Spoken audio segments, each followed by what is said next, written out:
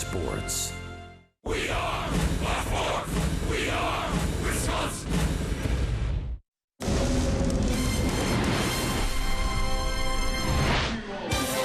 Happy Sunday to you and welcome from Pittsburgh, Pennsylvania. We are ready for the third and final game of this series. It is the rubber match at PNC Park. The Brew Crew and the Buccos. Last game of the regular season against the Pirates, and the Brewers trying to get out of here with a win. Right now, they are 2.5 behind the Cubs in the National League Central. They are currently 2 games up on the St. Louis Cardinals for the top wild card spot. This is a game with a ton of implications. Wade Miley gets the ball for the Brewers, the left-hander. Nick Kingham will be the starter for the Pirates today. Joe Musgrove was a scratch yesterday, so the Pirates go with Kingham to match up against the lefty this afternoon.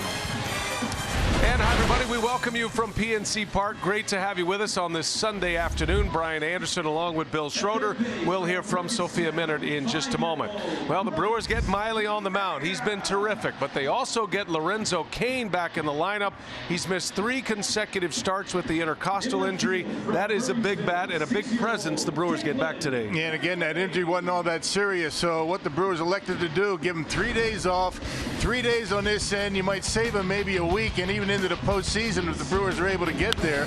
But it certainly gives that lineup a lot of length. You can see what Lorenzo Cain has been able to do. I mean, on base all the time, coming up with big hits, and nobody really can stress the defense enough with that guy out in center field. So when you have Lorenzo Cain back in the lineup, the Brewers need some offense. They got shut out in yesterday's ball game, so good to have their big gun back in that number 3 spot today. Leads the National League in the wins above replacement statistic. A huge bat back. Now the Brewers needing a win, a series win on the line before they head to St. Louis. Stay with us. Milwaukee Brewers baseball on Fox Sports Wisconsin.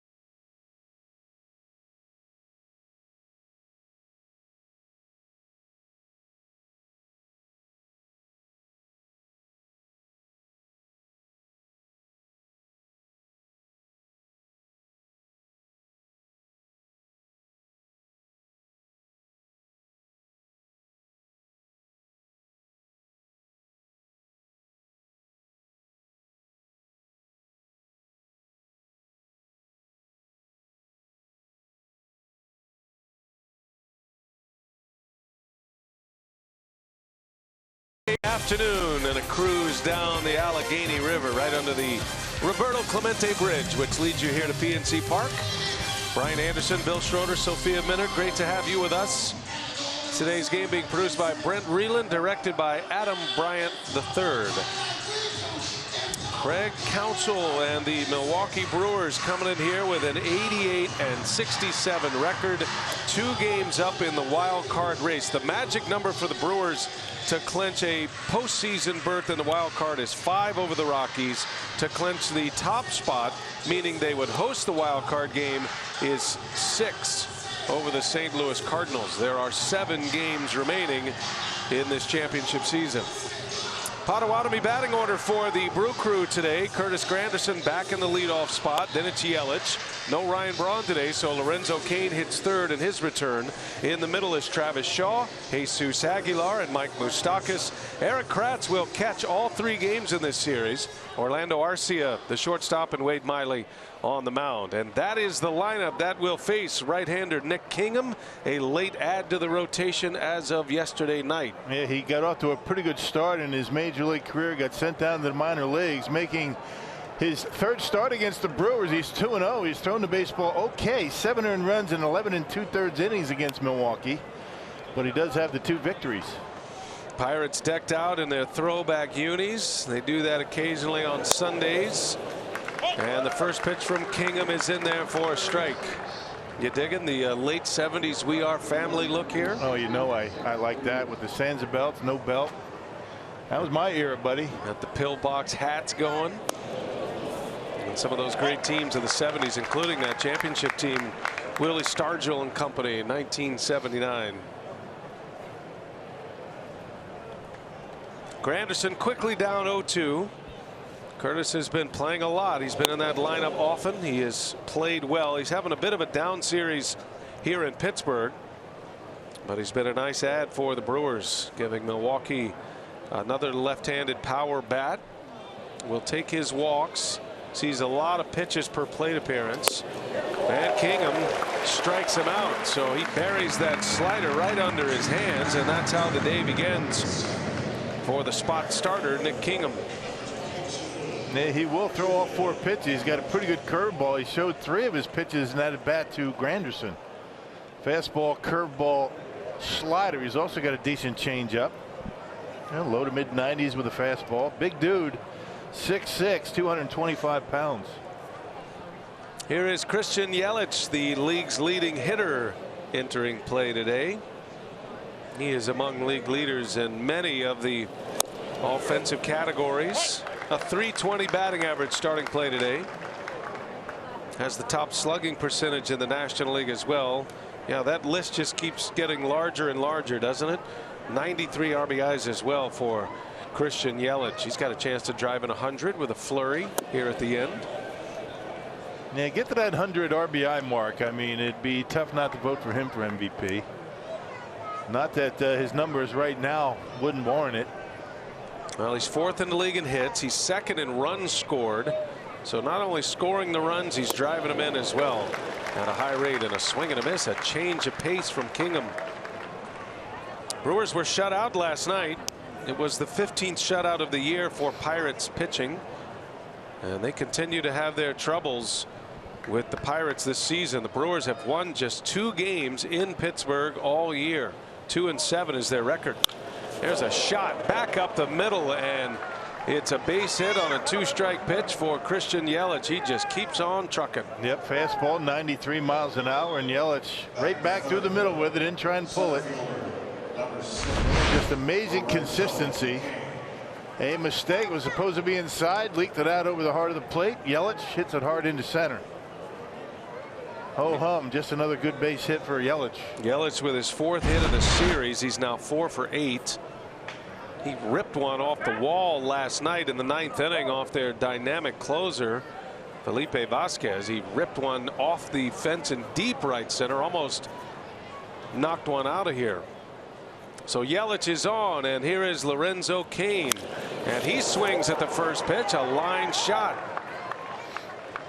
Well, welcome back. That didn't take long. First pitch. Back-to-back fastballs from Kingham. Brewers able to hit him hard. Those two guys, Yelich and Kane. Fastball down over the heart of the plate, and Lorenzo Cain doesn't waste any time to make an impact. Kane had a pinch hit appearance last night, grounded out, and in his first start in the last 3 games, he's been out with that intercostal injury, and Brewers felt like they got to it quickly. Kane did not want to come out of the game when he injured that. It's been something that's nagging him for a few days, but they went the cautious route, and they're hoping that Kane is good for the rest of the way now, and hoping that includes a postseason. Yep, Lorenzo missed 3 games in the starting lineup. Brewers went 2-1. He brings some gaudy numbers to the table as well. 5th in the league in hitting, 2nd in on-base percentage, and he is on base with Travis Shaw at the plate.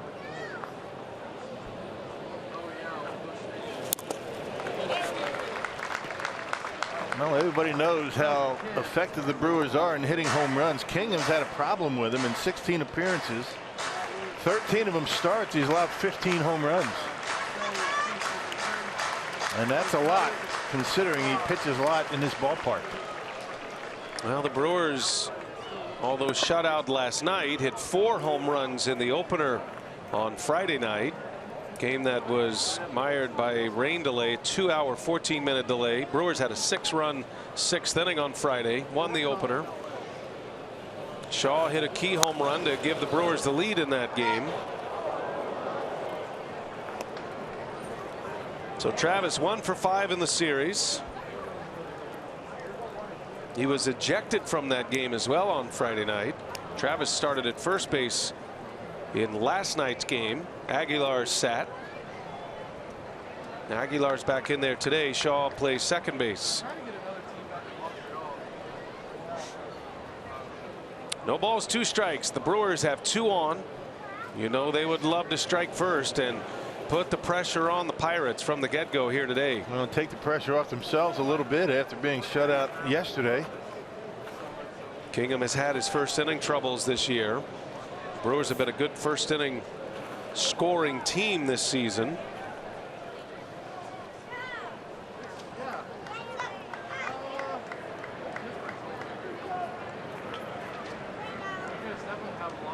Can't imagine Kingham would be out there long today regardless, having been pitching in the bullpen. He'd been a starter in the minor leagues this season, had a 4-3 record with a 3.88 earned run average, and then had starts in the big leagues until recently,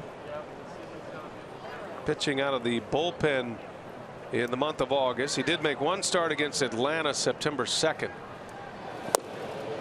But primarily here in the last couple of months, at least in his time in the major leagues, he has been pitching as a reliever. And hasn't gone too much over 70 pitches in a while. You're talking about that start, 73 pitches against the Braves. 1-2 the count on Shaw. Yelich and Kane on the bases. And Shaw down the line foul. Little cue shot. We've had good weather here the last 2 days after all the rains came through Friday night. Cooled down significantly. It was a hot, humid start to Friday night's game. And then when the front passed through that brought all the rain, cooled down, and it feels like fall now. Officially autumn. And it's got that fall playoff kind of feel to it. The Brewers are hoping to be a part of fall ball this year and October postseason baseball. Travis Shaw hits Kingham right in the backside. Recovering is Osuna. No throw made. And the Brewers now have him loaded up with 1 away. It's another 2-strike hit for the Brewers in this inning, the second. And the bases are full on 3 consecutive singles. Yeah, good at bat by Travis right there, just trying to shorten up the swing a little bit, put the ball in play. Lines it right back through the middle. Looked like a changeup, something off speed, and it was up. This one gets a piece of Kingham, got him on the leg, it looked like, and no play for Osuna at first base. That is a big break for Travis Shaw. Even though he hit that ball well, you saw where Mercer was positioned right near the bag. That would have been an easy double play to end the inning. So fortunate that hit the pitcher. And now we'll see if the Brewers can take advantage in the first. They are loaded up for Aguilar, hitting 5th today, second best run producer in the National League. Starting play.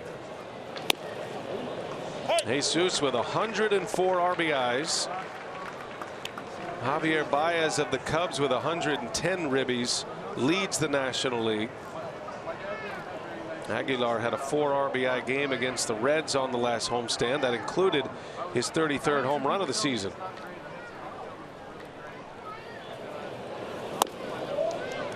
Now, you don't get game-changing moments in the first inning very often, but this is one of them for the Brewers. Struggling to score runs after being shut out yesterday. This is a big spot early in a pennant race. And this is one the Brewers need to get going into St. Louis for 3 games. Got to take advantage in this spot. And a wave and a miss, and it's 1-2 on Aguilar. That has been a tough pitch for Aguilar as of late. That slider down and away. One of the reasons Counsell left him out of the lineup yesterday.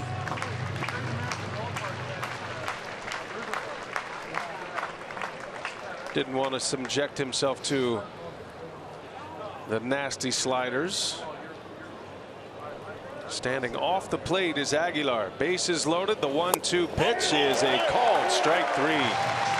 Aguilar doesn't like that call, and he's barking at Mike Winters on his way out. Yeah, a little bit off the edge, but too close to take with 2 strikes. Well, the mask comes off from the umpire, and you know that he's had enough. Although Aguilar pretty polite in his disagreements.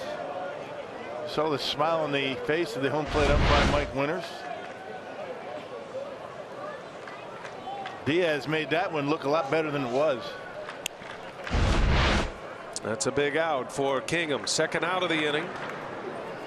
2 strikeouts in the inning along with 3 hits, and now it's Moustakas.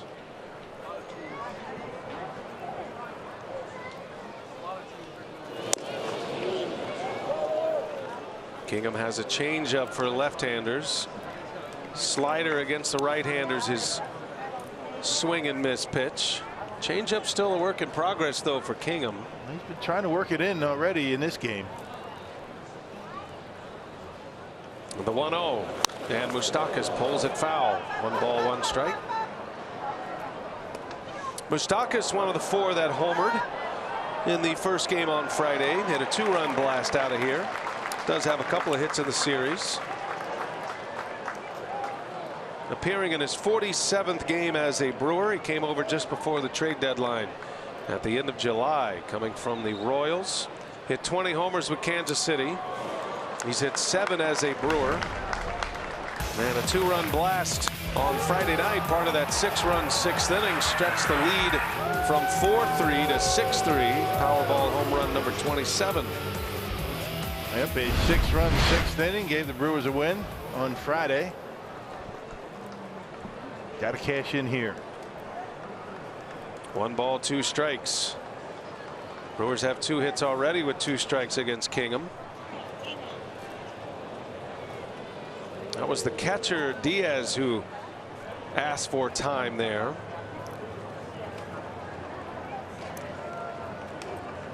Pirates have had 3 different starting catchers in each of the 3 games in this series. 1-2 to Moustakas. 2-2.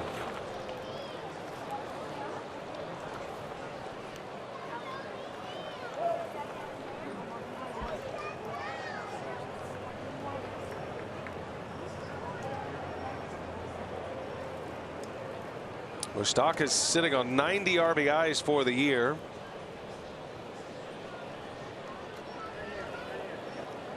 First time in his career he's hit that mark, and that hit him. Moustakas hit by a pitch with the bases loaded, a 2-strike pitch, and the Brewers are going to put a run on the board the hard way. That was kind of a strange reaction by Moustakas, and kind of just stood there and had the bat in his hand, staring at the bat. I guess maybe he's thinking, am I okay? Right on the inside of the knee. Ouch. That might have been it. That could create some problems for you. Yikes. I think it got him on the foot too, maybe the ankle on the ricochet. You heard of the back foot slider. That was the back knee slider that hits Mike Moustakas. I tell you what, you take that any day in that situation. A 2-strike pitch, getting hit with the bases loaded with 2 outs.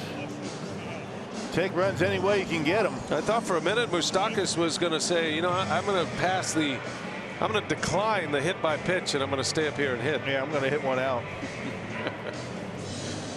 Can't do that, by the way.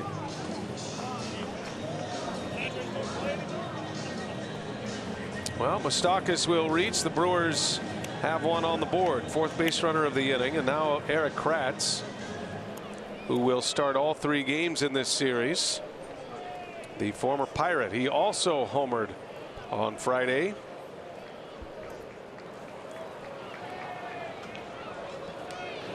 And Kratz sends one in the air. Left center, didn't quite get it.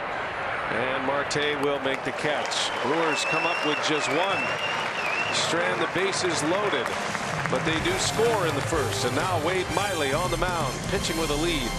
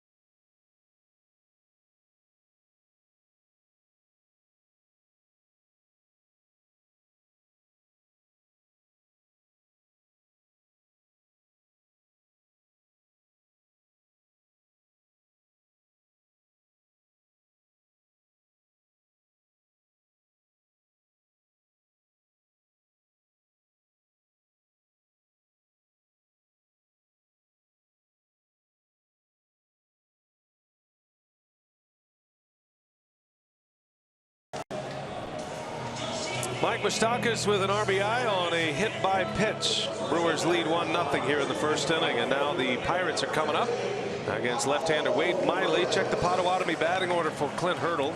Pablo Reyes will lead off, then Starling Marte. Josh Bell hits 3rd. In the middle, it's Elias Diaz, Jordan Luplow, and Jose Osuna. Josh Harrison, Jordy Mercer, and Nick Kingham round out the starting 9 that'll match up against Wade Miley. Man, Miley's on a roll right now. He's won 3 in a row. He's beat the Cubs twice, and most recently beat the Reds. 5 innings, 5 hits, no runs against Cincinnati his last time out at home. Now we saw Reyes start the opener in right field, hitting leadoff for the first time in this series. His 1 home run is the first and only of his major league career, and he did it against the Brewers on that last Milwaukee homestand with the Pirates in town. Not known as a power hitter, but he's proven to be a good hitter. He's hitting at a .367 clip in his time in the major leagues this month. Yeah, I mean, he's shown pretty well early on. We'll see what kind of adjustments he makes going forward. One of the benefits of having a left-hander on the mound today, you don't have to deal with Adam Frazier at least, and Corey Dickerson. 2 guys have been wearing out the Brewers all season, and in particular in this series. Yeah, it might be a steady diet of left-handers for Craig Counsell today. A little lazy ground ball out to Shaw. There is out number 1. Good start for Miley. Miley has a unique ability to get those ground balls and stay off the barrel of the bat with his cut fastball. That's been his big pitch. Yeah, let's check out our Pizza Ranch for the win. Well, Wade Miley's been outstanding. Only 1 time this year he's given up 3 earned runs. 13 of 14 starts, 2 or less. Outstanding work. And with the home run ball, it's a big deal. Kingham's given up 15 of them. The Brewers are 2nd in the NL. Only the Dodgers have hit more. And as we talked about here in the top of the first, Brewers hit 4 of them on Friday.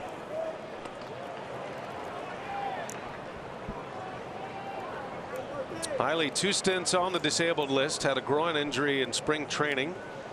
That cost him 6 weeks. And then he came back. He made 2 starts. In his second start, which was against the Indians on May 8th, he lasted just a third of an inning. He tweaked his oblique muscle, and that shut him down for a while. That was a little over 2 months. Had some minor league rehab. He had to go build back up as a starting pitcher. So he returned to the majors against the Pirates on the 12th of July and has been in the rotation ever since. And one of the things he's done a real good job of is throwing strikes. He hasn't been walking too many. As I say that, he's down in the count 3-1. Starling Marte, a swing and a miss. He got a little change up there, huh? On a 3-1 count. Yeah, he's mixing everything in. I mean, the cutter, the curveball, 4-seamer, changeup. They've all been working pretty well. Miley wants to work fast. He is a quick tempo pitcher. Throws another change. You have to try and stay away from fastball with this guy, particularly fastball in.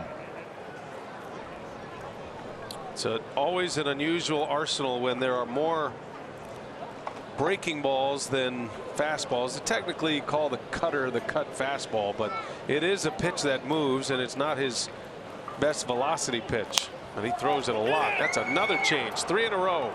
Marte out in front, coming in to make the catch is Granderson.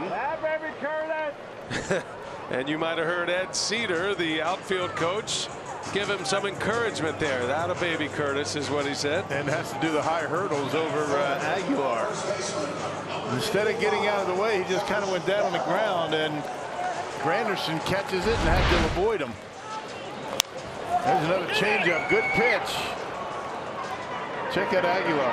Yeah, I'll just get down here. I'll be all right. That's not a speed bump. That's a full-on mogul right there. It'd be nice just to peel off, get out of the way. Here's Josh Bell now, and a fastball from Wade Miley. Ed Cedar, best profile in the big leagues. Third base coach, outfield coach. Good coach, great guy, good sense of humor, keeps things loose in that dugout. And that indeed, you know, when he comes down to it, at this point in the season, the Brewers in the position that they are, you got to be able to keep things loose. Josh Bell, the switch hitter. It's the other part of the picture with Miley on the mound. Rock mentioned no Dickerson, no Frazier in the lineup today. It also spins Josh Bell around to the right side. Yep, only 2 of his 11 home runs have come as a right-handed batter.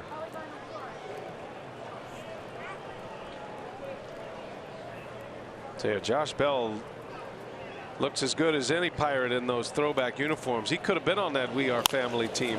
Right back to the mound. Miley's a good fielder and a terrific start for him. 1-2-3 first inning. Brewers score in the first. Miley holds serve. We head to the second in Pittsburgh.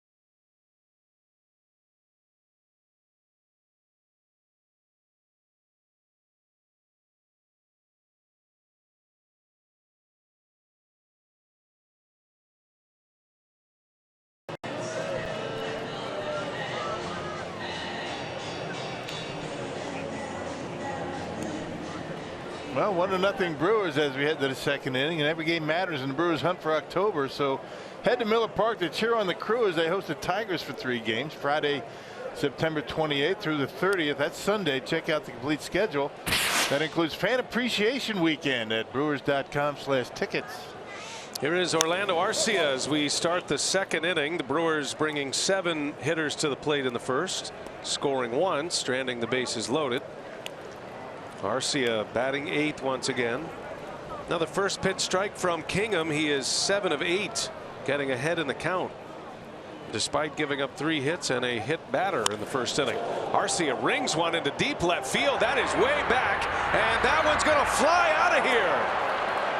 Actually, I think fan interference will be the call. A fan reached out over the wall. Craig Counts is going to want to take a look at that one. He's going to talk to the umpires. I mean, no doubt. Second base umpire Marty Foster raised the hands quickly, and it was close, but it looked like the fan did reach out over the wall. But this could certainly will go to a review here on a boundary call. Well, you got to believe that they're going to have to take a look at it. Got to ask, and they're going to do it. This is not a challenge. This falls under the old boundary rule. The kid made a heck of a catch. Now, I don't know how close to the wall he is. Let's see here. This will be a good look at it. He's just planting that glove right there. I don't know. I think that's out of here. That might have gone off the top of the wall and out of the ballpark, and you just don't know.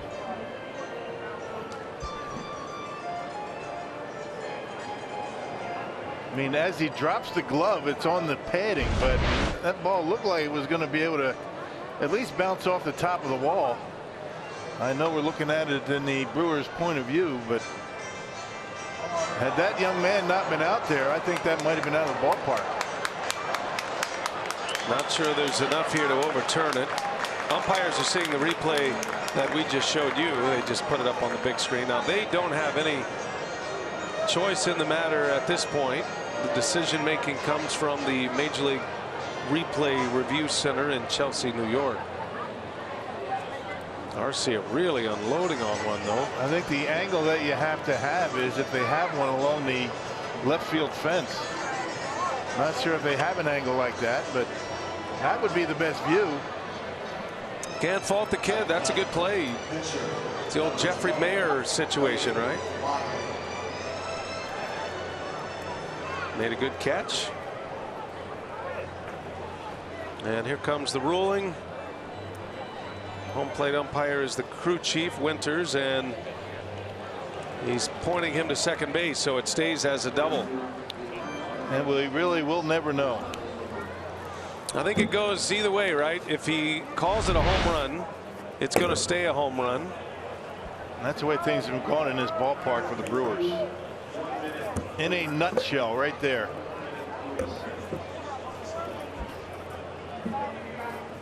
Well, yeah. Young Pirate fan might have saved a home run. So here's Miley now with Arcia at second base. Taking nothing away, but that was a beautiful piece of hitting by Arcia, able to jump all over a fastball from Kingham. Miley, a good hitting pitcher, does not have a sacrifice bunt this season. And he's up there to try to get one on the ground now.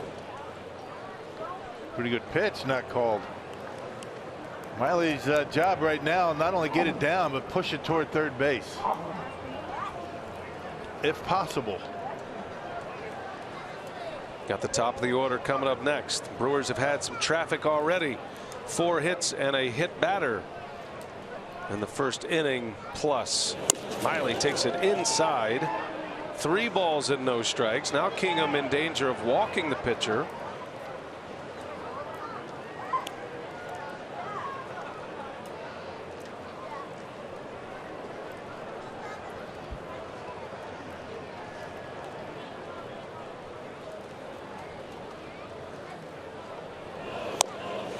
Takes a strike.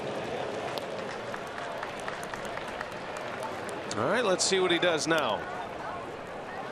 Maybe just take another one. See if he can throw 3 consecutive strikes. Huh? Yep, throw the bat out there like you're going to bunt. Squares early and way inside, ball 4. Boy, what a mistake by Nick Kingham, walking the pitcher, trying to give him an out, and now the inning is set up for the Brewers. 2 on, nobody out. Top of the order, and Granderson coming up. Yeah, you got to take advantage of these mistakes and this lack of command by Kingham. Only able to get 1 in the first, left the bases loaded. Now they're in business in the second. Kingham threw 25 pitches in the first inning. He's got 7 on the board here in the second, has not recorded an out. 2 on, nobody out for Granderson with Yelich on deck. And he dropped the changeup on him after not being able to throw a strike.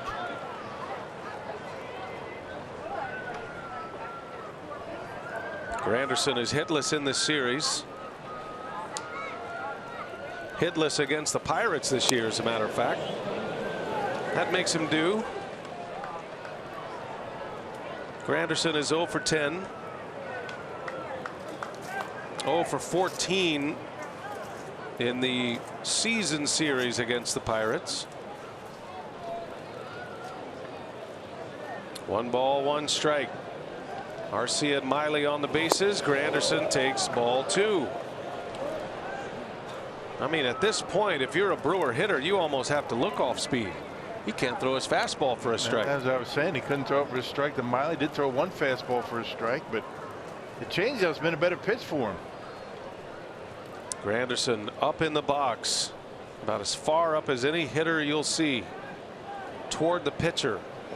And he swings and ropes 1 to right. Backing up on it is Reyes. Arcia is going to tag. Granderson just missed that on the bat. Just didn't quite get it on the sweet spot, and it is an out. Does advance a runner to third base.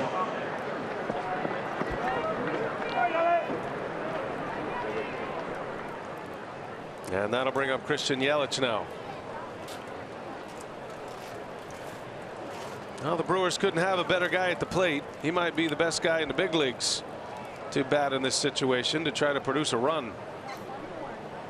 Can't even call him hot anymore. I mean, we did the first month or so after the All-Star break, but he is just elite at this point. This is a sustained hot streak at the plate, and he launches 1 deep right center field. There she goes. A 3-run home run.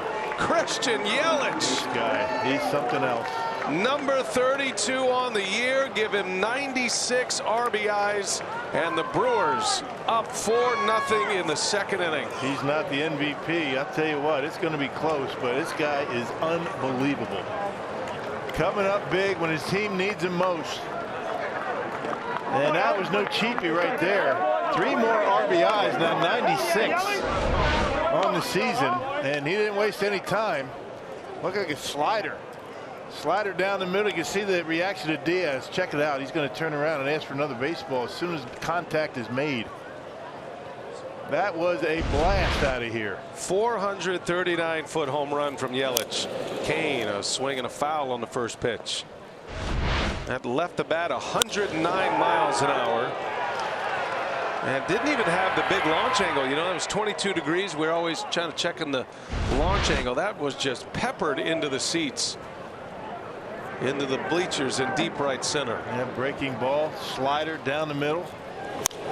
Now Kane, a little flare right field, and unable to make the play. Reyes. Kane is going to stop at first. And they're going to score that as an error on the right fielder Reyes. Yeah, it didn't take any time to call that an error. That could have gone either way too. By the way, you know who the official scorer is today? I know, Jack Zarensic. Come on, Jack. Former Brewer assistant general manager, former GM of the Mariners. Yeah, I guess that's an error. As much as you'd like to give Lorenzo a hit, just couldn't do it there. So an E9 on Reyes, puts Kane on.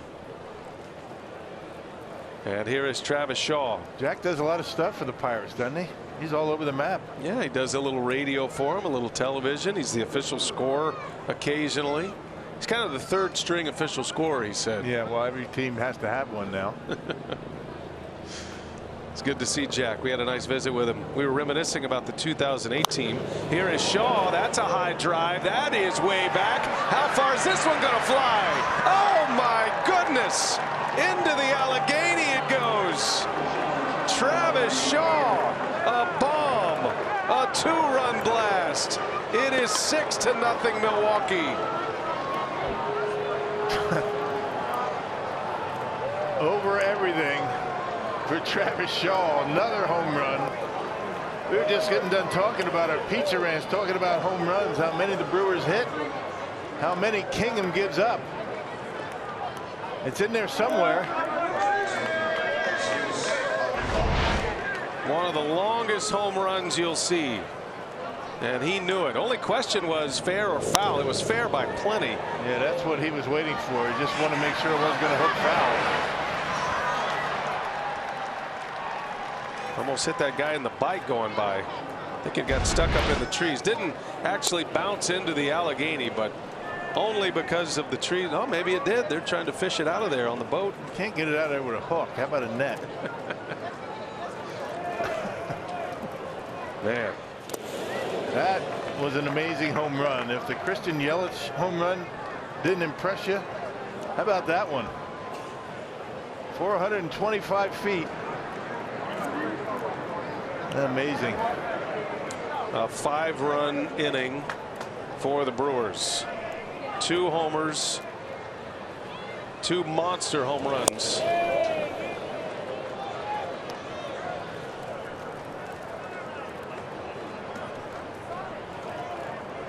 Aguilar, a strikeout victim in the first inning. Still just 1 out in the inning. And Aguilar lines one to left field, hits it sharply. A base hit, and the Brewers coming out thumping today against Nick Kingham.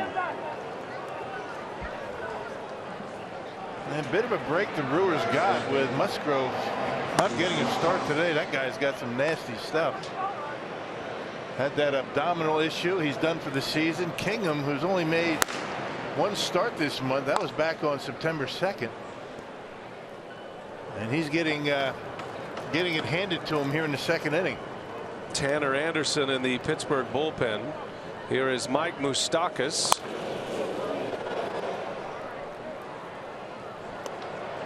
What a start for the Brewers here today.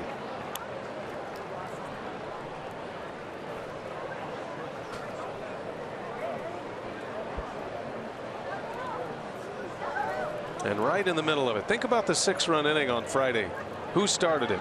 Yelich. Christian Yelich.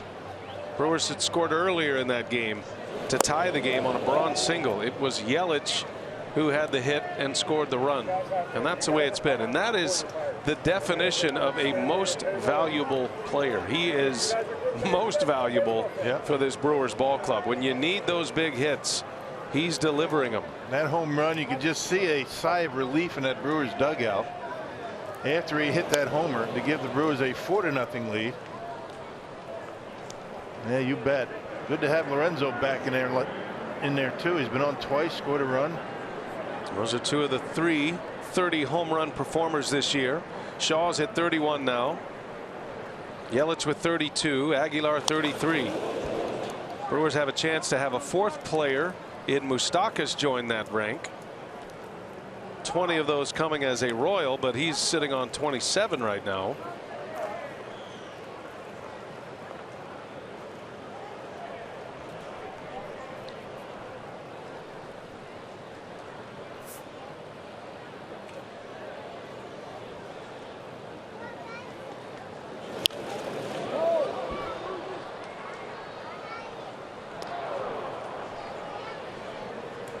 Well, this being the first game underway with all the contenders that are involved in not only the Central Division, but also the wild card game, speaking specifically about the Cubs, the Cardinals, the Rockies. This is a big number to post on that scoreboard for all the others to see.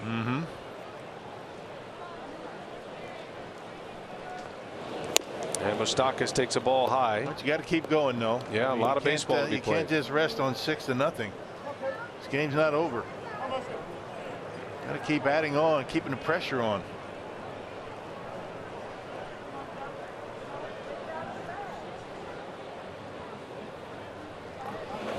And Moustakas draws the walk. So the struggles continue. Gotta believe that's got to be it, don't you? 7 batter first inning. He has faced 8 here in the second, and Clint Hurdle's on his way. Pitching change. Short start for Nick Kingham. Inning and a third here this afternoon. And an early pitching change for the Pirates, who will be in their bullpen the rest of the way.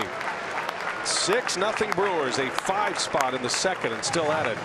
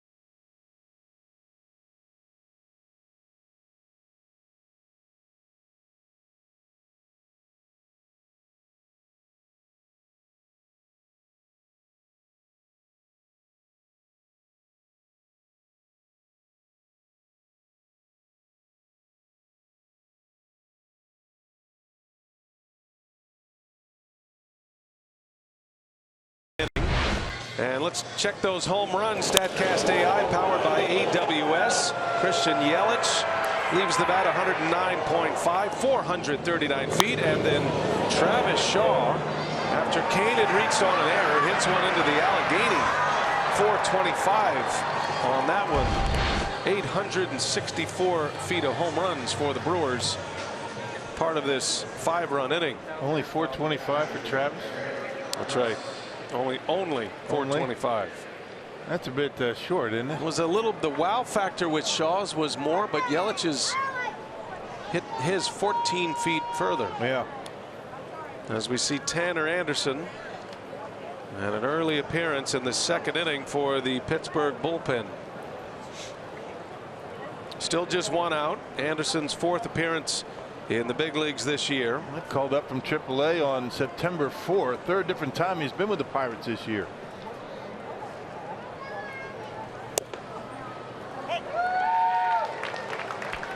Eric Kratz, who flew out to center field in the first inning with the bases loaded. Chance to drive in some more here. 2 on with 1 away. Brewers got 1 in the first. Moustakas was hit by a pitch with the bases loaded. And this 5-run second inning, Yelich's was a 3-run blast, and then the 2-run homer by Travis Shaw.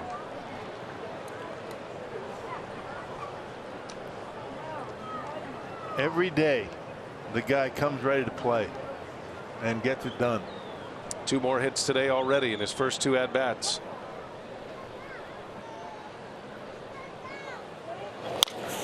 Kratz, and it gets by the pitcher. It's going to advance both runners. That'll be the second out of the inning. Both Aguilar and Moustakas advance, and the Brewers will bring Arcia back to the plate. He started all of this with a double that looked like a home run. A young fan reached up over the wall, caught the ball, ruled as a double. And you wonder if they're going to walk Arcia here or just go right after him, have Miley lead off the next inning in hopes that that's what happens. But they're going to pitch to him.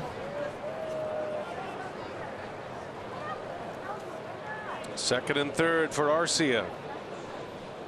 Brewers will take as many as they can get right now. They've had some blowout wins here recently. Did it twice against the Reds. Makes for a more comfortable experience and helps Craig Counsell line up his pitching as Arcia pops up on the first pitch. And this will end the inning, but another memorable inning for the Brewers where they break out the long ball and 2 impressive home runs. Christian Yelich first, 3-run blast, makes it 4-0, and then Travis Shaw launches one out into the Allegheny. 6-0 Milwaukee. Inning and a half in the books.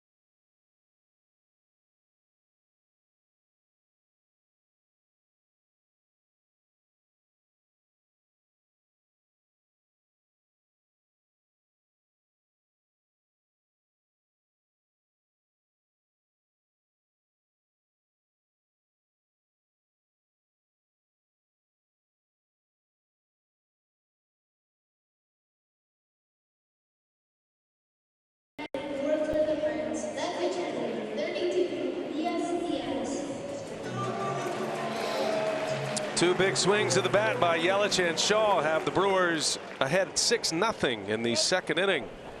And now Wade Miley staked to a big lead after retiring the side in order in the first. Will continue on. Elias Diaz will start it for the Buccos. Diaz, Luplow, and Osuna. Brewers arrived here to Pittsburgh to start this series Friday night with just 1 victory this season here in this ballpark. Got swept in a 5-game series right before the All-Star break, and they're trying to get out of here with a series win.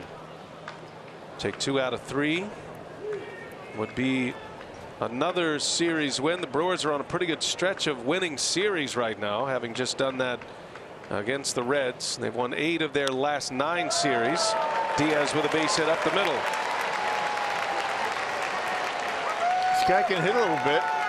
Elias Diaz, I mean, good stick. He's got a good bat. First start in the series. Really got an off-speed pitch. Just kind of reached out and poked it into center field.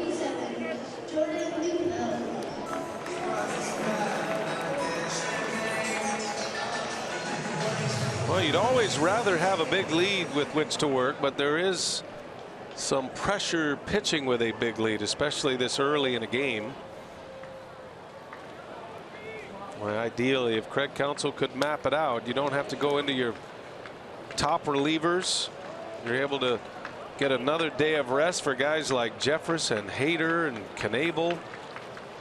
That's the goal, but it's going to require Wade Miley taking care of his business on the mound. And one thing you want to do, I mean, minimize, your pitch count if you can. Don't walk anybody, and that in itself, is a little bit different frame of mind. I mean, you never want to walk guys. When you have a 6-0 lead, you want to get ahead in the count. A lot of times you're going to give them a good pitch to hit. So you got to be careful in those spots. Get that fastball down the middle to get ahead with a lead. Sometimes these guys are going to jump all over it. And certainly Wade Miley knows that there aren't many opportunities for a starting pitcher in September with the Brewers to pitch 5 or 6 innings. but this is one of them. Yeah. With a lead like this, Council will let it ride as long as Miley is pitching well. These guys all want to go deep in games. He's been pulling his starters to get another at bat with a pinch hitter. On the ground, chance to turn it here. Arcia flips it to Shaw. Easy double play. Nicely done by Wade Miley. Gets a ground ball from Luplow. 6-4-3 double play to wipe out the leadoff single. He does a lot of that. That cut fastball looked like it was down the middle, but Luplow on top of it. Can't ask for an easier double play than that. Right at Arcia, Shaw does the rest. 2 gone. Here is Jose Osuna. Miley threw 17 pitches in the first inning. He got ahead of all 3 hitters in the first with first pitch strikes. That's been the biggest difference in Wade Miley this year compared to last. His strike throwing ability made a mechanical switch this offseason. Had a fix. There's a liner caught by Moustakas. Takes an extra base hit away from Osuna. A diving catch to the backhand side. Moustakas, what a play. And the inning is over, and the Pirates come up empty. That all-important shutdown inning for Wade Miley.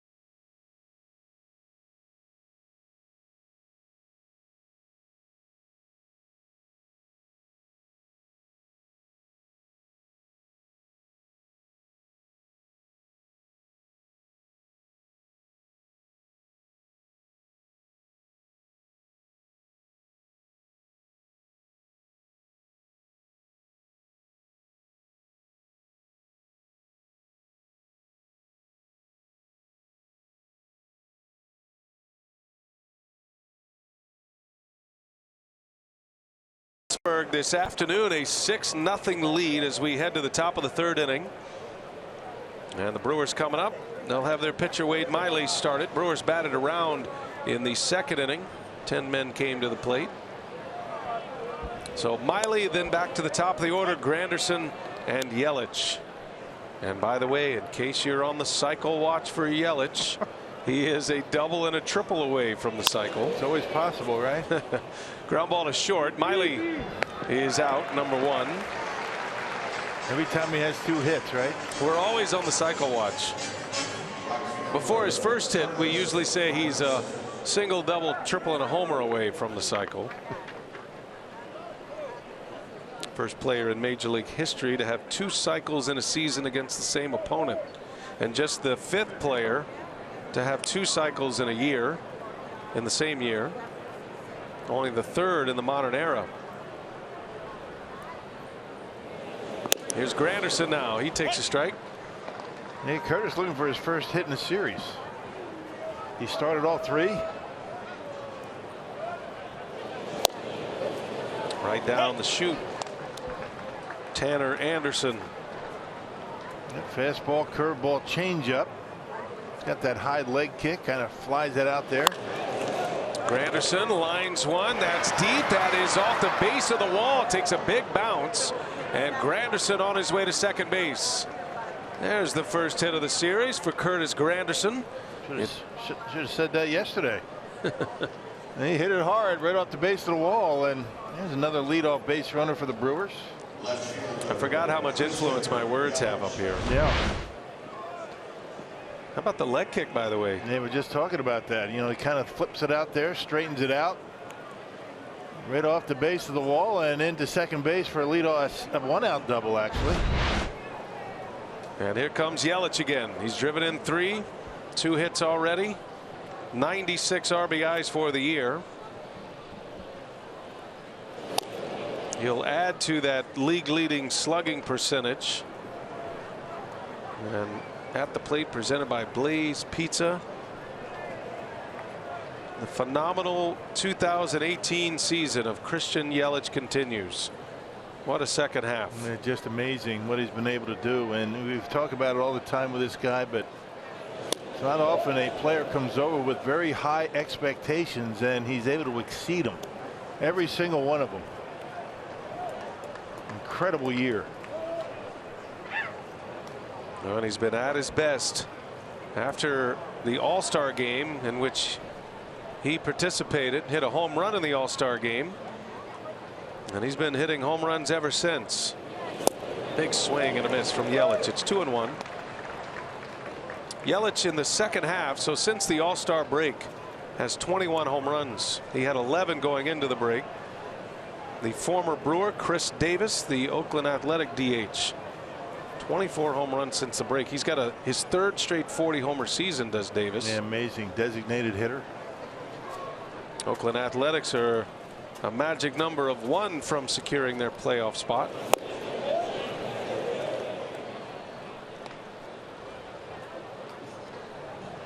They got a few former Brewers over there. They've got Chris Davis, Jonathan Lucroy is the everyday catcher in Oakland.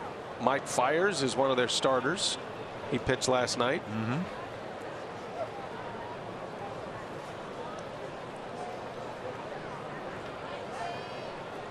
Granderson at second. Yelich takes a ball down and in.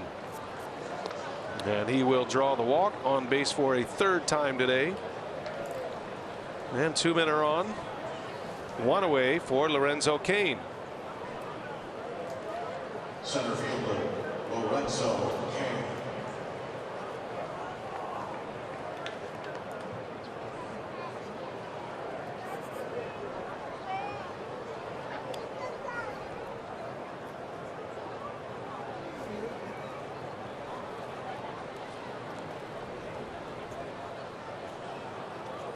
Cain in his return to the starting lineup missed 3. Technically missed 2 games. He did pinch hit yesterday, but he's been away from the starting lineup for 3 games after straining that intercostal. Has a single, and he reached on an error. He was aboard for the Shaw home run. Swung at the first pitch he saw today and lined one back up the middle for a base hit. And Lorenzo wasn't very happy about missing any time. But I think they did the right thing, sitting him down. You know, 3 days on this end will save you a little bit more time on the back end. They need him the rest of the way. He's having a Gold Glove caliber season defensively. Hard to believe he hasn't won one. An elite defender all these years. He's got the offensive numbers as well. His career best on base percentage this year. It's a ground ball to Bell. He'll go to second for the out there. No chance to get Cain. And it'll be 1st and 3rd. Sophia has more on Lorenzo Cain and the decision to put him back in the starting lineup. What do you have, Sophia? Yeah, for Craig Counsell, he said before the game it was great to be able to give Cain those couple days off and give him the time to get the recovery and the treatment that he needed.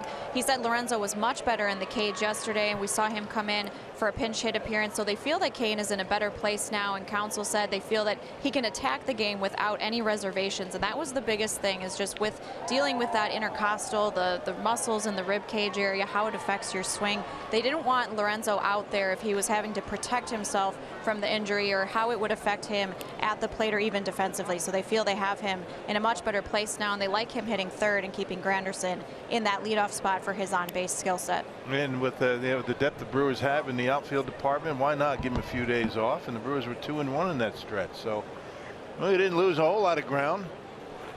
Good to have him back. First and third with Travis Shaw at the plate. He takes a strike from Anderson. Anderson's got 3 consecutive starts now, and in this series you had Braun make a start. You had Santana out in right field.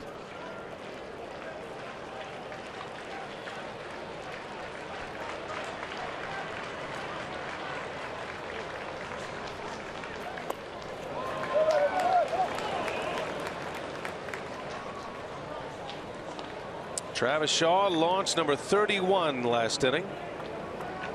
Had an infield hit in the first, lined one off the pitcher, and that 2-run home run in the second. So 31 home runs, 83 runs batted in for Shaw. His next home run will be a new career best. Kane takes off. No throw by Diaz. That's a good sign to see Kane running. He'll have another steal. Weren't even covering. The defense was just staying put. Kane with his 29th stolen base of the year. That's good enough for third. Check it, fourth in the league. Mercer barely moved.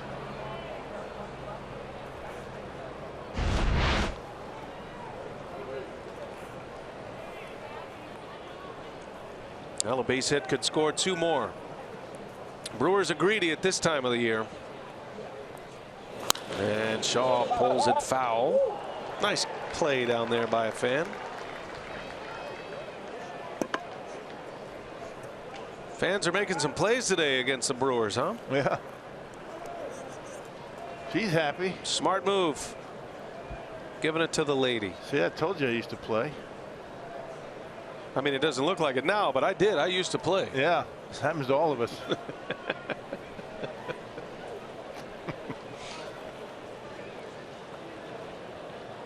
Here's the 1-2. Yeah, I was, talking to the Brewers athletic training staff, talking about Kane's injury. I'm like, hey, where's the intercostal? He goes, you don't need to worry about it. Yeah, well, can't pull fat. Yours is well protected. Don't worry about it.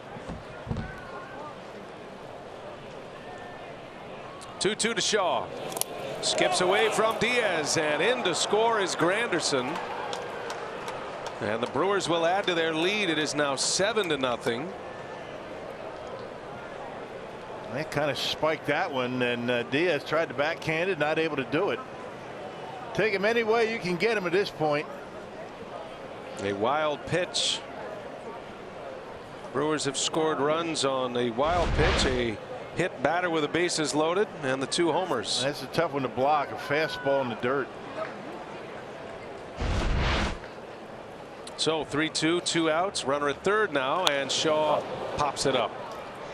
Easy play for Marte. And that will retire the side, but the Brewers keep on scoring. They scored in every frame so far. 7-0 Milwaukee as we head to the bottom of the third inning.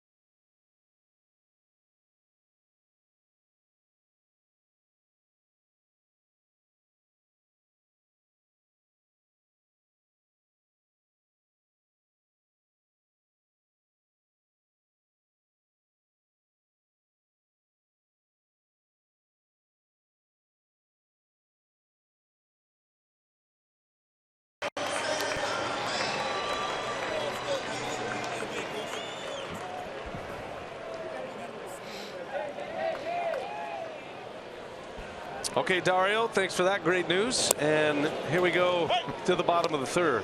By the way, today is the last day on the air for Ken Hawk Harrelson, Yeah, right, of the Chicago White Sox. He's retiring there. legend, Legendary broadcaster. And this is it for him. Jason Benetti has been with the White Sox the last couple of years. Harrison grounds to the left side. That's actually Shaw who made the play there, 4-3. So Jason is a great friend, and he's doing a great job, and he has already filled sizable shoes, but certainly want to give Hawk Harrelson his due. And end of an era, quite the character and a heck of a broadcaster. We're going to miss him. One of the most beloved home team broadcasters there ever was. Yep, we saw him this year at the ballpark in Chicago. Maybe we should offer up a couple of Hawk Harrelson quotes during this game tonight. Some of his famous calls, maybe. We had a chance in that 5-run second inning. A couple of you could put it on the boards. Yeah, I like the one where a guy strikes out, grabs some pine. I'll let you do that. That seems so sassy. It's okay. But that's his line. We don't use that. But if we use it to remember him, so be it. We'll pay tribute with Hawkisms. He's got a lot of them. The good guys.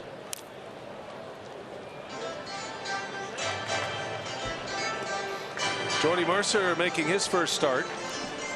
A lot of discussion about what will happen with Mercer. Probably his last go around with the Pirates.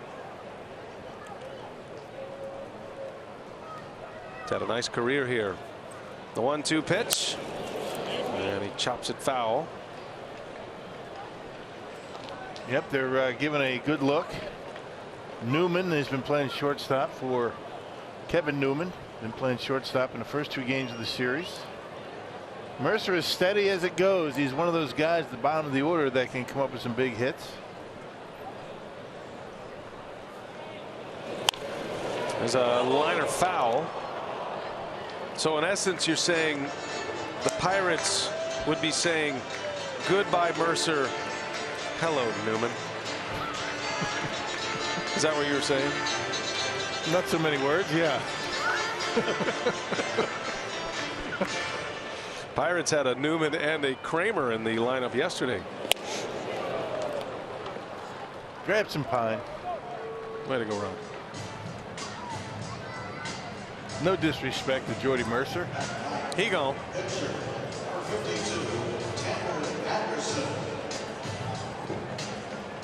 2 outs.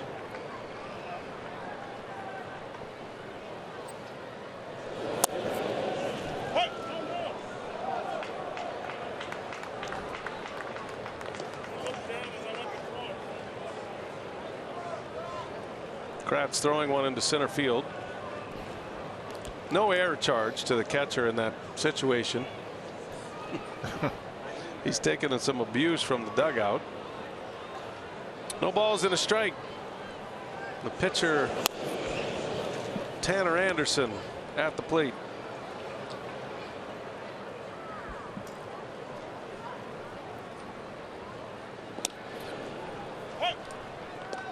Man, it's certainly an end of an era with Hawk Harrelson, and they still got Steve Stone over there with the White Sox. Yep. Boy, Stoney's been at it for a long time. Yeah, all those years with the Cubs, he and Harry Carey, and joining forces with the White Sox.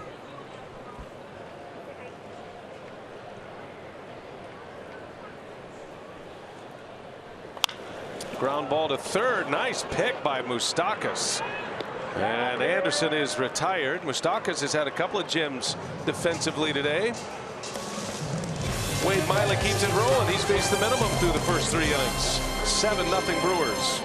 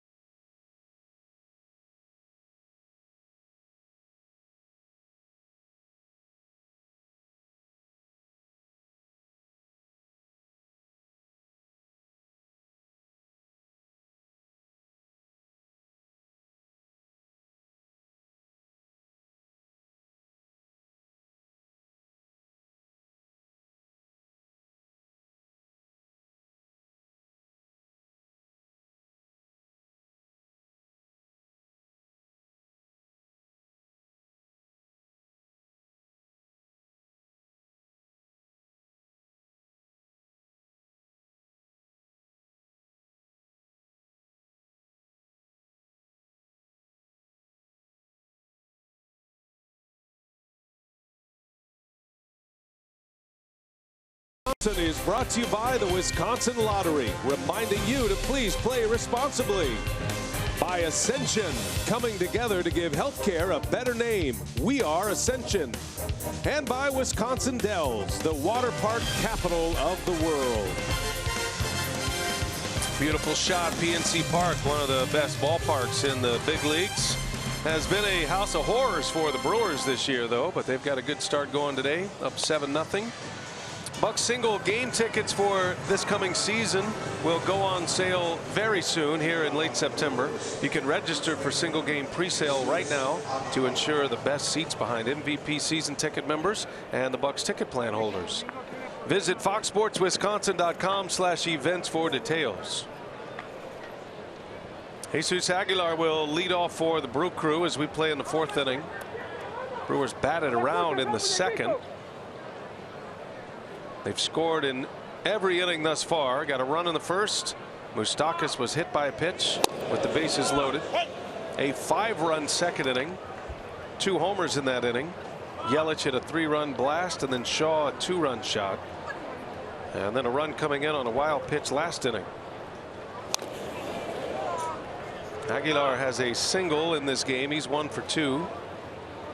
Brewers have relied heavily on the big inning in this series, right? Friday and today. 5 home runs in 2 innings. Monday, Wednesday, Friday, Sunday. The Brewers have put up some big offense. Every other day. And he's been in the middle of every bit of it. Yelich with 2 hits and a walk already. On base 3 times.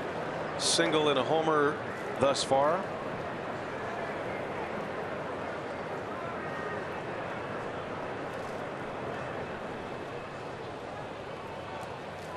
Tanner Anderson back out for his 3rd inning. He took over and got the final 2 outs of the 2nd for Nick Kingham. Kingham went an inning in the 3rd, giving up 6 runs, 5 earned. He's got that Bronson Arroyo delivery, that straight leg kick. Aguilar right back to the mound. And there is out number 1. Yeah, he does. Throws a little bit harder than Arroyo. I think Arroyo had his leg a little bit higher than what Anderson is doing. But yeah, I mean the high leg kick with the straight leg. Yet another thing that neither one of us can do anymore right there. Never could. Hamstring's a little tight. A little tight. Didn't affect your mullet though, but no. I mean the mullet was pro. Hamstrings not so much. No, hamstrings back. There's a grounder up the middle. It's going to sneak through for Moustakas. His first hit of the game.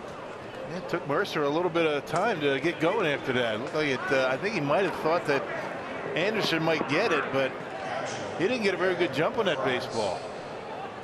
No, you don't typically see a ground ball with that many hops make it through. Kind of got jammed, and I don't know, did he deflect it at all? I'm not sure. Well, Mercer, watch him here. He's just standing there. It took him a while to get going, and because of that, it ends up in the center field.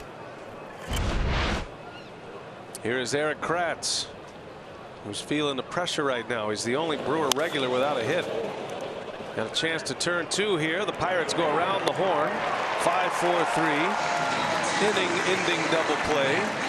And the Brewers are done in the 4th. To the bottom of the 4th. Wade Miley working on a 1-hit shutout. He's back on the mound.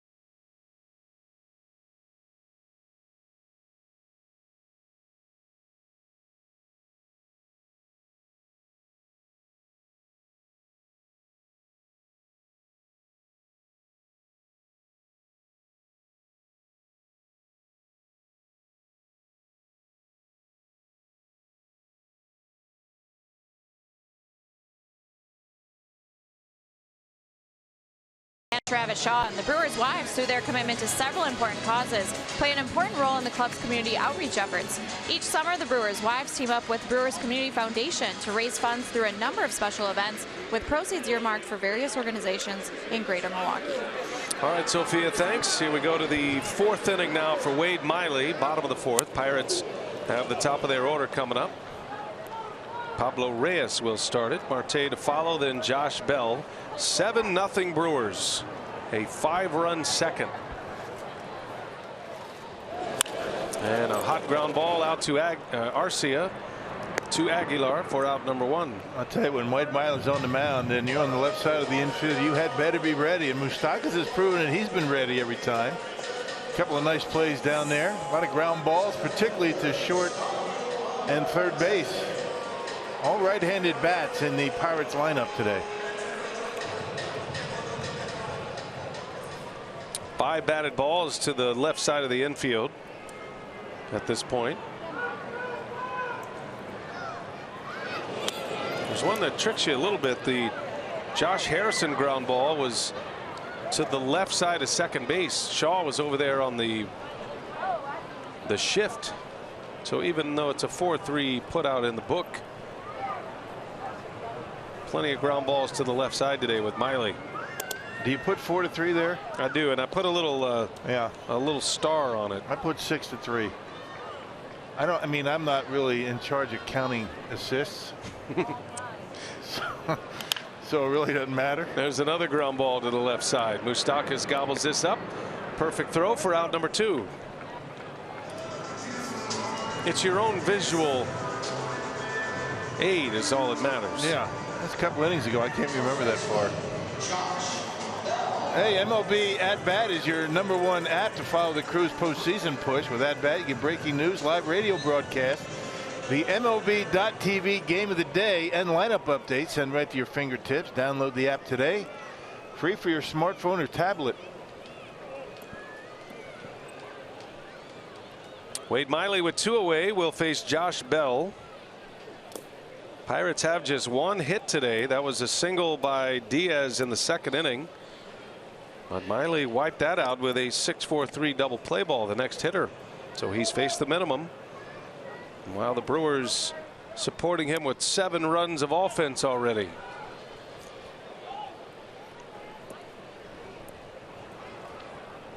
Well, and he's out there pitching like it's a nothing game. That's what you have to do. That's the mentality that you have to take in situations like this.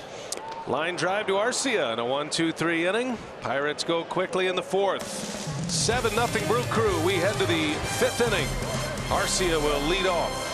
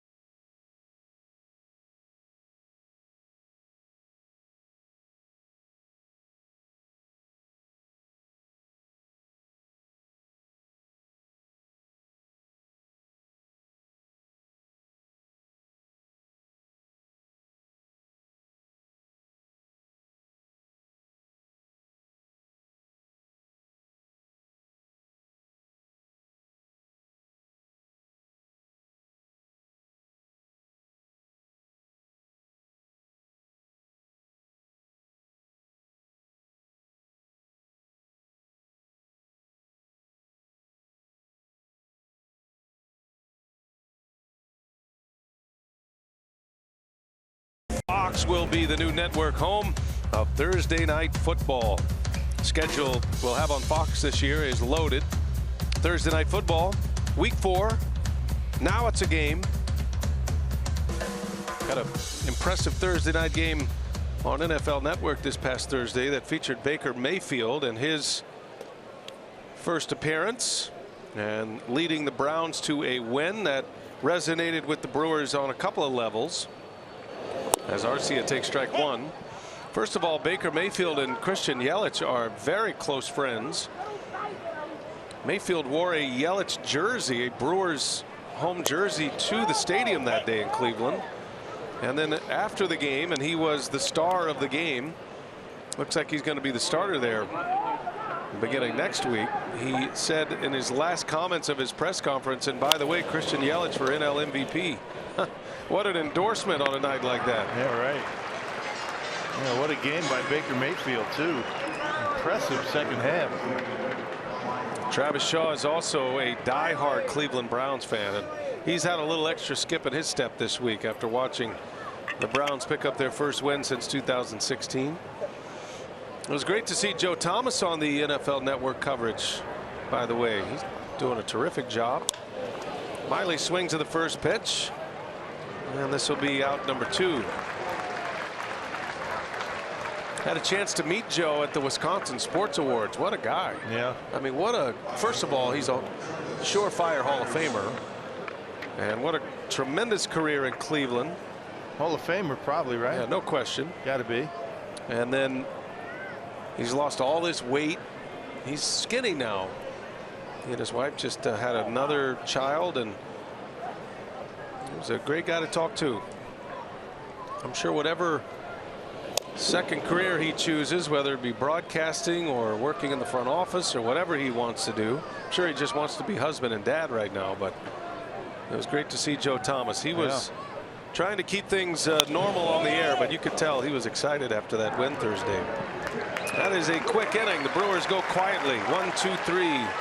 3 ground ball outs to the bottom of the 5th. 7-0 Brewers.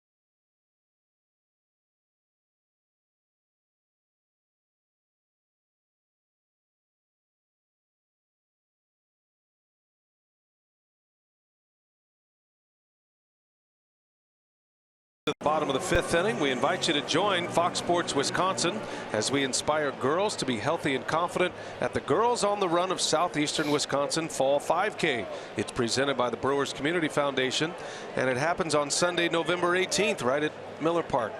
To register, you can visit Girls on the Run southeasternwi.org/5K. Did you get that?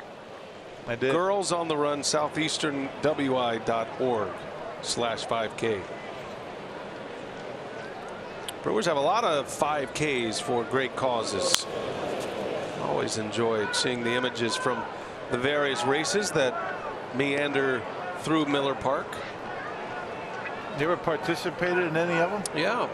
I'm talking about running. No. I've emceed a number of them. Yeah, I have too.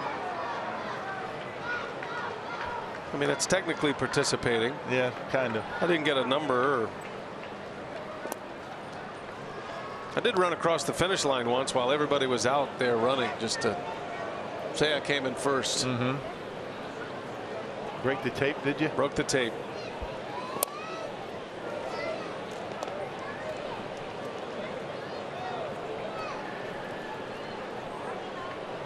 Miley facing Elias Diaz, who has the only hit of the day against the left-hander, and now he's on for a second time. It is a leadoff walk. After that Diaz single in the second, Miley got a 6-4-3 double play off the bat of Luplow. That was a really quick top of the fifth inning for the Brewers. I don't know. Miley likes to work fast, but he was hardly on the bench, and he hit in that inning as well. So not sure he had a whole lot of time to shut it down for a moment.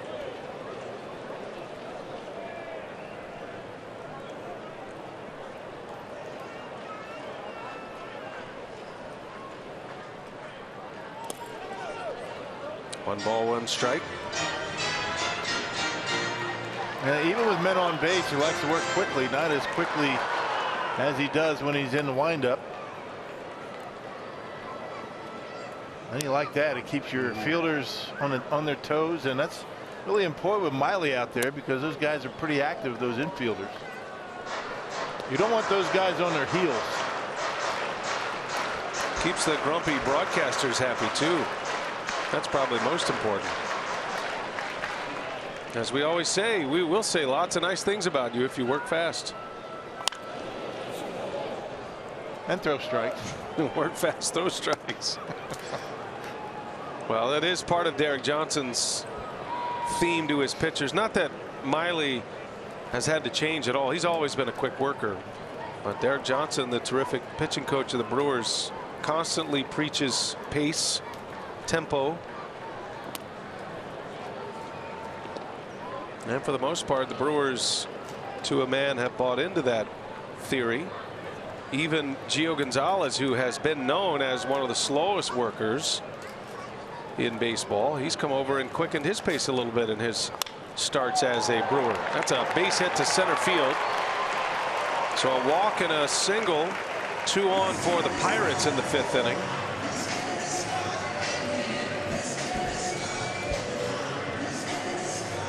The 3-2 pitch, he reached out, looked like a changeup. And 2 of the hits today, actually both of the hits, there's only been 2 have come on the changeup. And you see a pretty good pitch and a good job by Luplow to go down and get it. Yeah, hard to be upset at that result. Sometimes bad pitches go for outs and sometimes good pitches go for hits. So 2 on, nobody out, and strike 1 to Osuna. Osuna hit the ball hard his last time up. Line drive by over to Moustakas, made a nice play on it.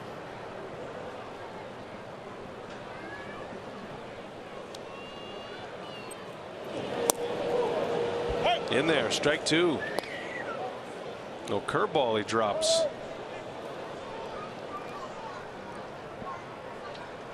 Miley led the American League in walks last year with the Orioles. Been a completely different pitcher this season. Another curve, and it's line foul. Miley had one game where he walked 5 batters. That was against these Pirates in his first game back, coming back from the oblique injury.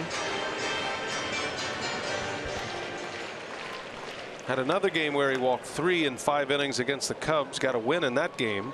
Otherwise, he's kept his walks under 3. He's got a walk to strikeout ratio 1-2. That's pretty good. I mean, considering what he was dealing with last year, all the walks, that big earned run average with the Orioles, worked on his mechanics in the offseason and been terrific. No balls, 2 strikes on Osuna. In the dirt. Good block by Kratz. Keeps the double play intact. Miley could use one here. Miley has faced the minimum until this inning. I suppose he still could face the minimum with a triple play right here.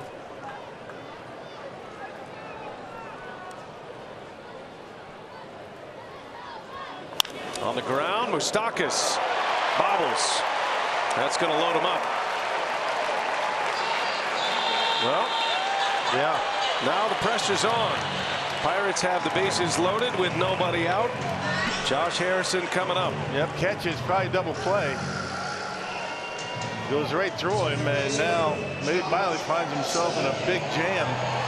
Bases loaded, nobody out. That's how fast it can happen. It can turn so quickly. I don't think he ever got a glove on it. Hit him in the leg. Big misplay by Moustakas.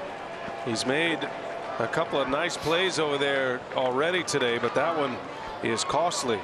They are loaded up. Harrison on the first pitch fouls it back. Well, Miley is at the bottom of the Pirates order, but these are hitters that have been around here a long time and have produced at a high level for the Pirates in the past. And Harrison and Jordy Mercer. Then you figure a pinch hitter. Josh Harrison's always been a thorn in the Brewers' side, and Mercer is one of those guys that seems to always come up with that big hit. You don't really think about him too much as an offensive threat, but he can hurt you. Brewers will trade 2 outs for a run here. They have a shift on, would make for an awkward double play if he pulls it on the ground. Shaw standing behind the bag at second. Harrison in the air, left center field. Kane is on the run, can't get it. It's going to go to the wall. 1 run is in. Diaz, Luplo right behind him, and they will hold Osuna. It's a double and 2 RBIs for Josh Harrison, and the first 4 batters have reached in this 5th inning.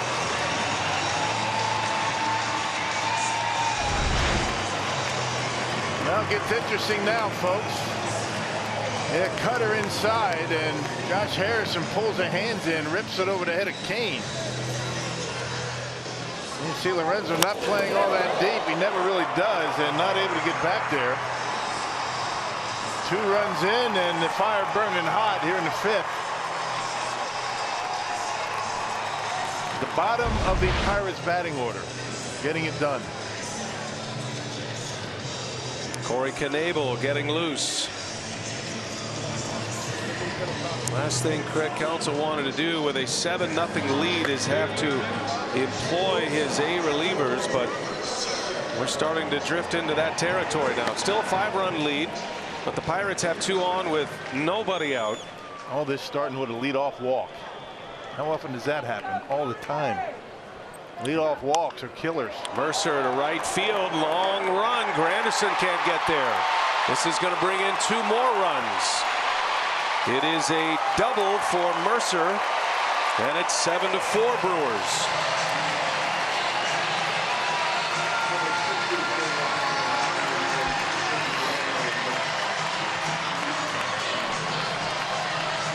Still nobody out. Nope.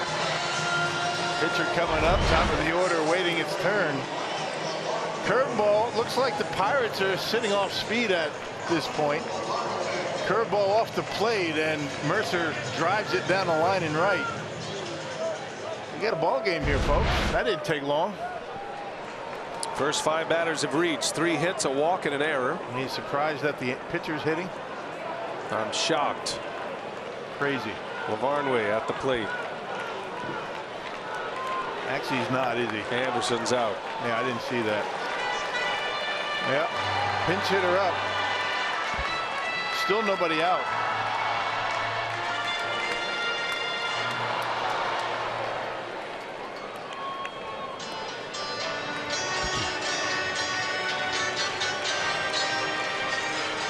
Wade Miley faces the minimum through the first 4 innings. Has not recorded it out, and that's going to be it for him. Well, even with a 7-0 lead, the Brewers cannot get linked out of their starting pitcher. Well, right back in it. It's a game. Game on here in Pittsburgh, just like that. Well, counsel has not yet called for Knebel. Trying to give him as much time as he can to get loose. Now he does make the call.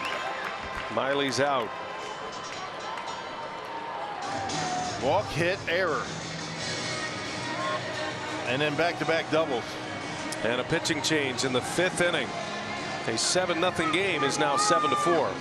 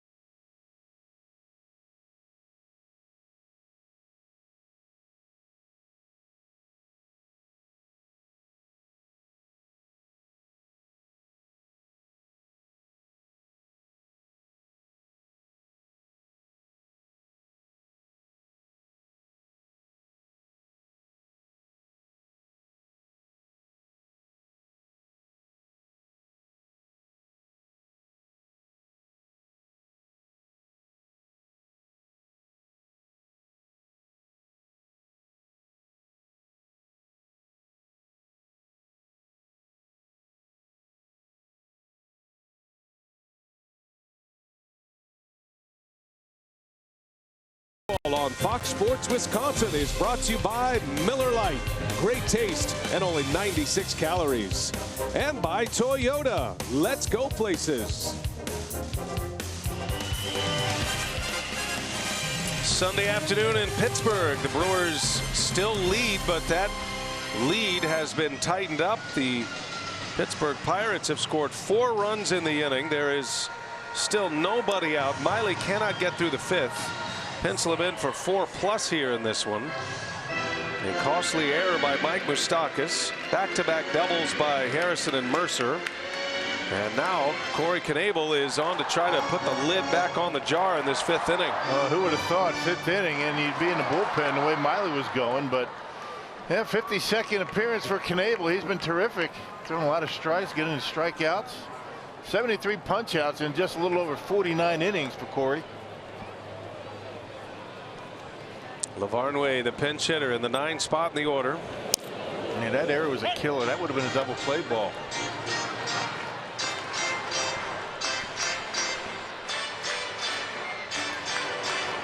Brewers need an out. Runner at second is Mercer. Brewers scored 5 runs in the 2nd, scored runs in each of the first 3 innings. And we're enjoying a 7-0 lead with Miley just cruising on the mound. Hardaway pops it up foul, slicing into the seats. And it's quickly 0-2. Much different look for the Pirate hitters with Knebel on the mound. Couldn't be more opposite than Wade Miley than Corey Knebel. Right-handed flamethrower with a big curve. Yep, and remember, you got Dickerson and Frazier waiting in the wings on the bench.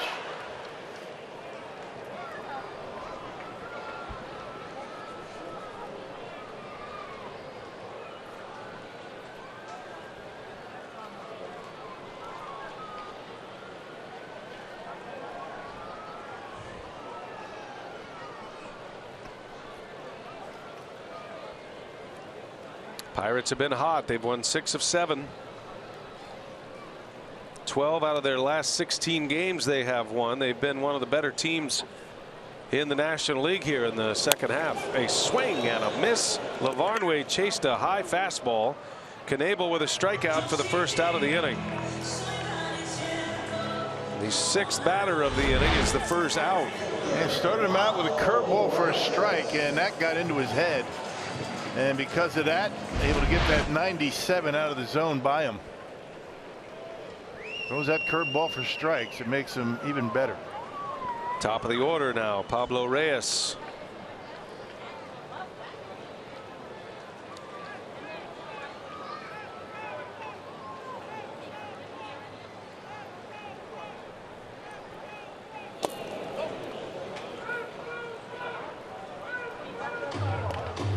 Reyes with a couple of ground ball outs, 1 to second, 1 to short against Miley.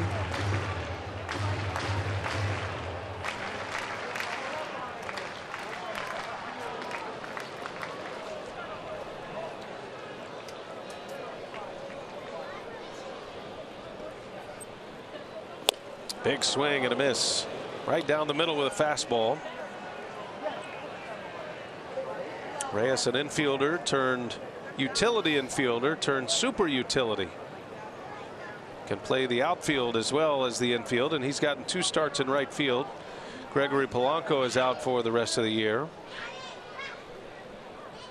Been a bit of a revolving door out there for Pittsburgh, but Reyes getting his chance.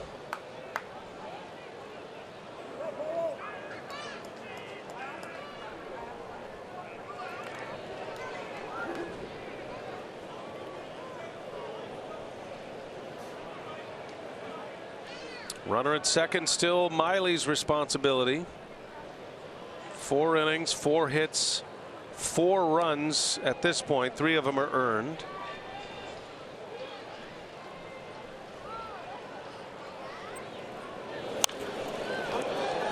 And the count to 1-2. He left that fastball down and gave Reyes a pretty good pitch to hit. Look, he fouled it off.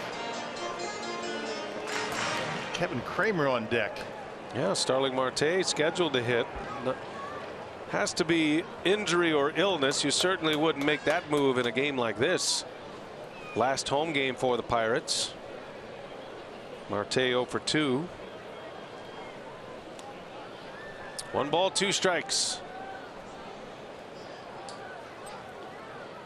And he got him. Boy, a nasty curveball from Corey Knebel. Yeah, made him look bad, didn't he?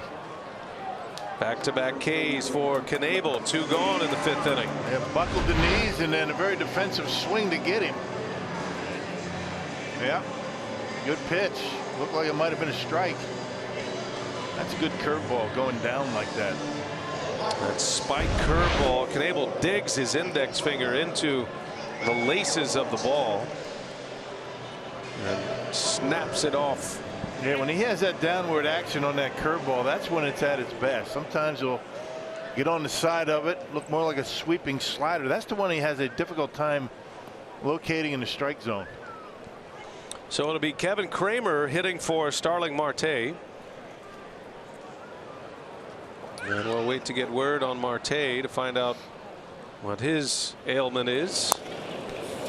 Marte, one of the better fastball hitters in all of baseball. So this is no matchup scenario for Clint Hurdle.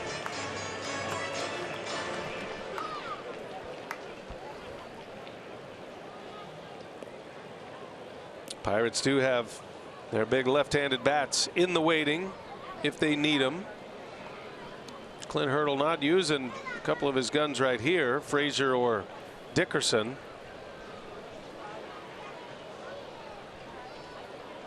Which surprises me a little bit, to be honest.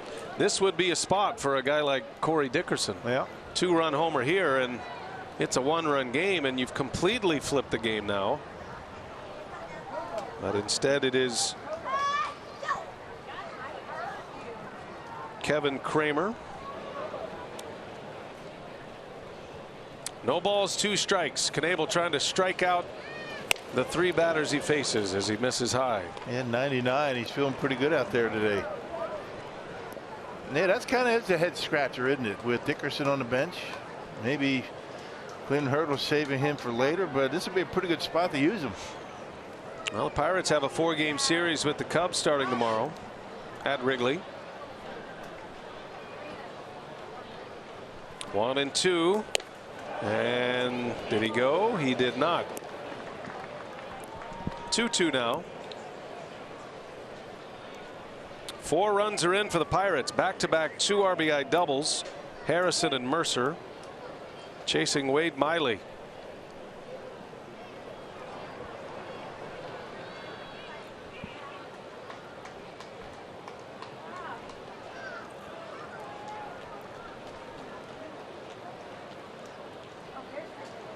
Brewers went from comfortable lead to pennant race tension.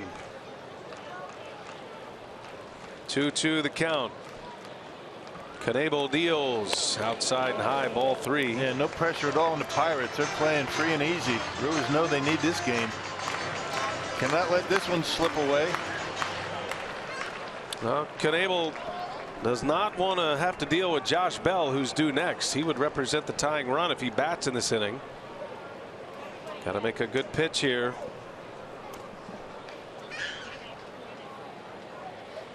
Kratz asking for time. Looking ahead to the Brewers' 6th inning. It'll be Yelich, Kane, and Shaw coming up. That's the part of the order that has done most of the damage today. Yelich hit a 3-run homer in the 2nd. He's got 2 hits and a walk. Full count. Mercer at second base, 2 outs. Knebel deals and a swing and a miss. He struck him out. 99-mile-an-hour fastball. Can't do it any better than that. Knebel comes in with the Pirates rallying, strikes out 3 in a row to win the inning.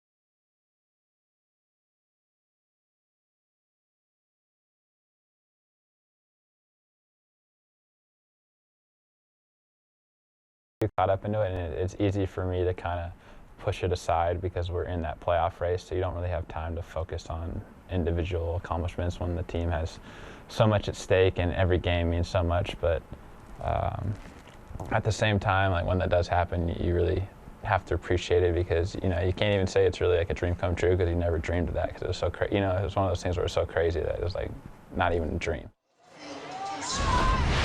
That's All-Star and MVP candidate Christian Yelich. On hearing those MVP chants both at home at Miller Park and on the road get louder and louder for him over the last couple of weeks. He's already added to that MVP resume with a 3-run home run earlier in this game. That's 21 home runs for him since the All-Star break, 32 now a career high. I had the chance to sit down with Christian on the homestand. A great conversation with him. We'll show it to you in 2 parts, starting tomorrow on Brewers Live and then the second part on Tuesday. And certainly one thing you have to admire about Christian Yelich, not just the production, but the humility with which he has handled just all of this additional attention and what's already been a dream season from him, as you heard. All right, Sophia, looking forward to that. Great work. And Christian Yelich, always terrific with us in our broadcast setup here to grant interviews throughout the year. We appreciate that from him. Every time you want to talk to Christian about himself, he always gives credit to others. Every single time. Has a noble trait. He does not like talking about himself. New Pirate pitcher is Stephen Brault, so he takes over for Anderson. Made 5 starts for the Pirates earlier this year, one of those against Milwaukee. And Yelich takes a strike. Yeah, he was on the mound with that for that 6-run 6th inning on Friday. Gave up the home run to Mike Moustakas. 2 lefties down there. You got Broad and then a closer. 2-1. And it evens at 2-2. Yelich has not been retired today. Had a single in the first. That came with 2 strikes. Scored a run, and then he homered, hit a 3-run homer. Brewers had a 1-0 lead in the 2nd inning, and Christian Yelich hit a 2-out, 3-run home run.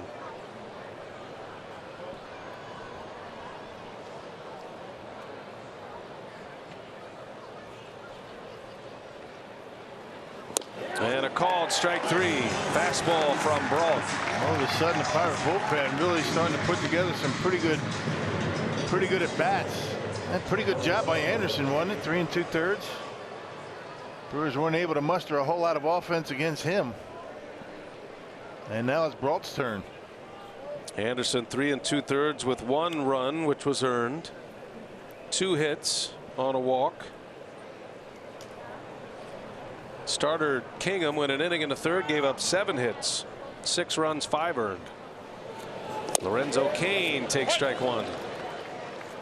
This is a spot for the Brewers. If you could score a run here, that changes the complexion of the game as well. It gets a little bit of the momentum back. And on the flip side, if you're the Pirates, a scoreless inning here and you keep it rolling. Yeah. Feel like you're in it now. The Pirates with 4 runs in the bottom of the 5th inning. Yep, in the middle of the order coming up for the Pirates in the 6th. All that being said, the Brewers are extremely confident with a lead late in games. So you get past the 5th inning and you have a lead. This outstanding Brewers bullpen, it has been a real strength for the Brewers this season. They don't surrender many games when they lead late. Cain back up the middle, another base hit. That's his 2nd hit of the game. He's been on base all 4 times. 2 hits, reached on an error, and a fielder's choice. Man, amazing stuff out of Lorenzo. And the way he pulls his hands in and shoots that ball in his center field, even on a pitch you would expect most hitters to try and pull. And keep those hands close to the body. Got that back leg finish. Line drive once again into center field, just like his first time up.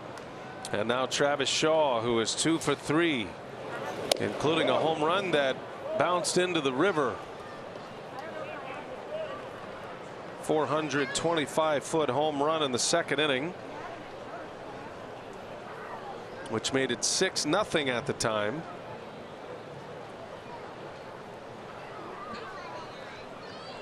Still just 1 out. Cain at first, and that's going to skip by Diaz, and on his way to second goes Cain. A wild pitch, and now a base hit. The Brewers could add 1 more to their lead. The ball hit something over there, cammed over toward first base. Bell had to pick it up.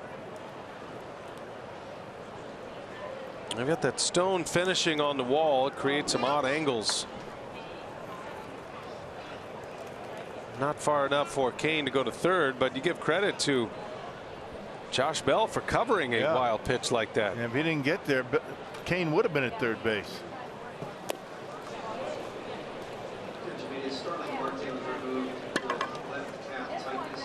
They just reported that Starling Marte taken out with left calf tightness.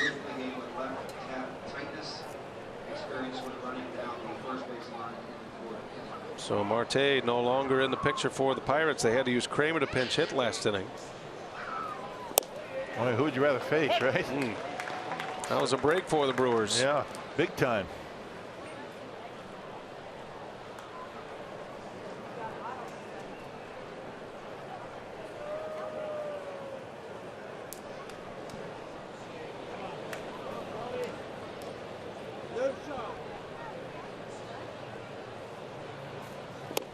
Shaw draws the walk. Another good at bat by Travis Shaw. He is among league leaders in walks. He's top 10 in the National League. He has 76 walks this season. And now 2 on with 1 out for the Brewers' best run producer, Jesus Aguilar. An important walk now. You know, the Pirates can't really pitch around Aguilar here, which they would have been able to do had Shaw made an out. First base open. And you got Moustakas on deck. Another left-hander.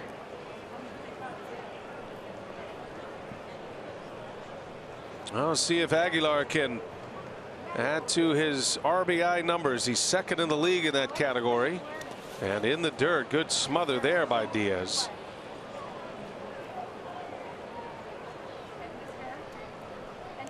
Cubs have added to their lead against the White Sox today. It's now 6-0 Cubs. They play in the bottom of the 4th. Cardinals have scored again. They lead 2-0 on the Giants in the bottom of the 5th. Cardinals getting great pitching today from Miles Michaelis. He has a 1-hitter going through 5 innings. Brewers are 2 up on St. Louis. They are 3 back in the loss column to the Cubs. Aguilar takes a ball. Cubs' magic number to eliminate the Brewers from the division title is at 6 starting play today. They clipped off 2 yesterday with their win and a Brewers loss.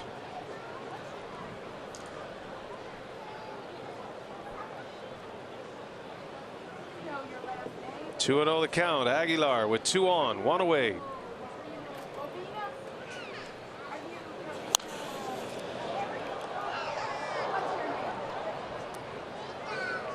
And brought challenging Aguilar right down the middle of the plate.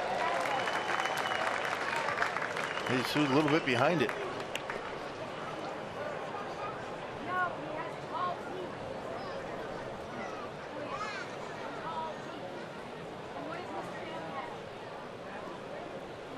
See what he gives him here.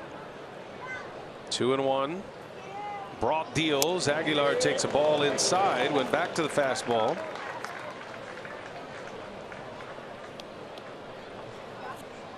Seems like Brock's throwing the ball pretty hard today. He's already been up to about 95. Trying to drop a slider every now and again, but pretty good velocity. Although he's having a difficult time getting ahead in the count.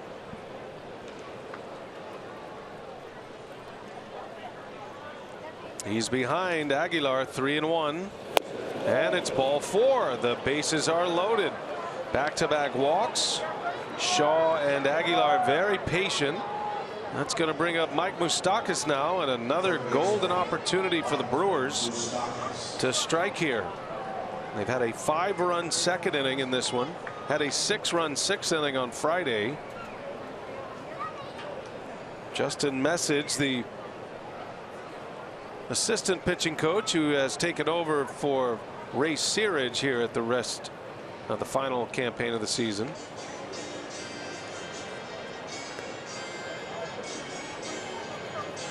Activity just began in that Pirates bullpen. Looks like Feliz getting loose.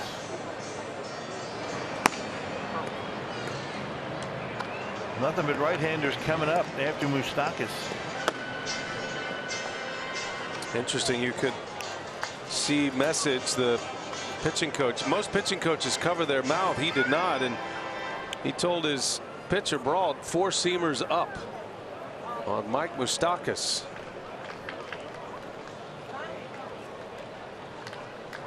A low ball hitter, Moustakas. They are loaded up, 1 away. Although he did hit a high fastball in the upper 90s out of the ballpark last homestand. Now those are the numbers for Moustakas against lefties, hitting for a higher batting average. It's about a third of the at-bats against lefties, and those are good numbers, good power numbers. They are loaded with 1 away with Kratz on deck. And those numbers are going to get even better when you have a 2-0 count. Moustakas in the driver's seat. He was hit by a pitch with the bases loaded in the first. That's how the Brewers scored their first run. Took one right on the knee, the back knee. Two balls, no strikes. That one's in there.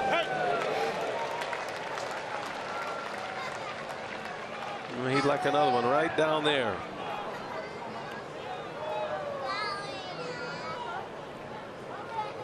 Inning started with a strikeout of Yelich, but Kane, Shaw, and Aguilar have all reached.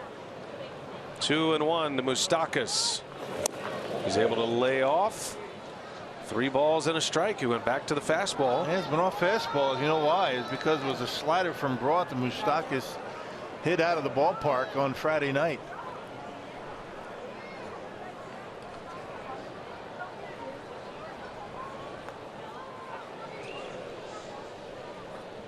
Hitters count for the Moose. 3-2. Just a steady diet of fastballs. Moustakas does have a very good eye.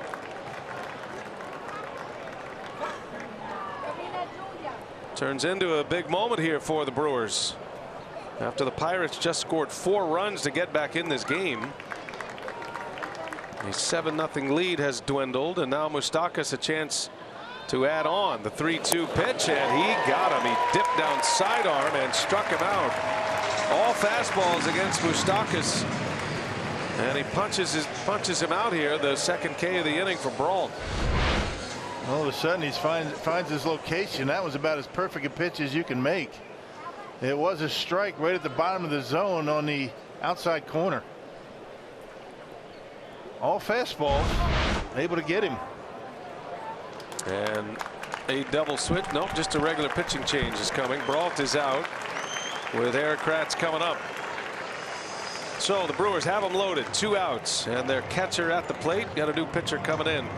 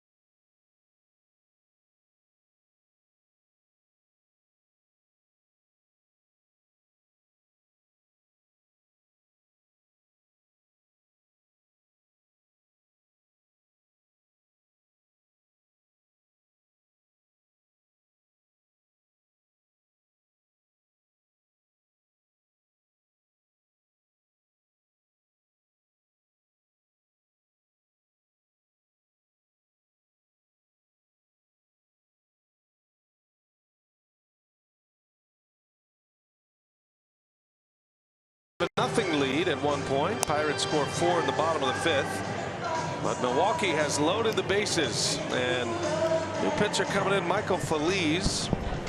And instead of Eric Kratz, Craig Counsell is going to bring on Ryan Braun here in the 6th inning to try to open it up again. Eric Kratz is out of the game. You'll see Pena come in to catch. And those are the numbers on the new reliever, Michael Feliz. Yeah, big numbers. A big earned run average of 6.02. More strikeouts in innings pitched. He has allowed the 6 home runs. Michael Feliz, 44th game for him and an 0-2 record. Ryan Braun not in the starting lineup today. Pinch hit appearance. Started the first 2 games of this series.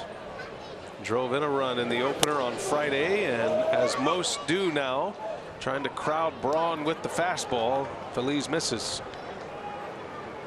Ryan's 2 for 6 in the series. Had a game-tying RBI on Friday night prior to the rain delay.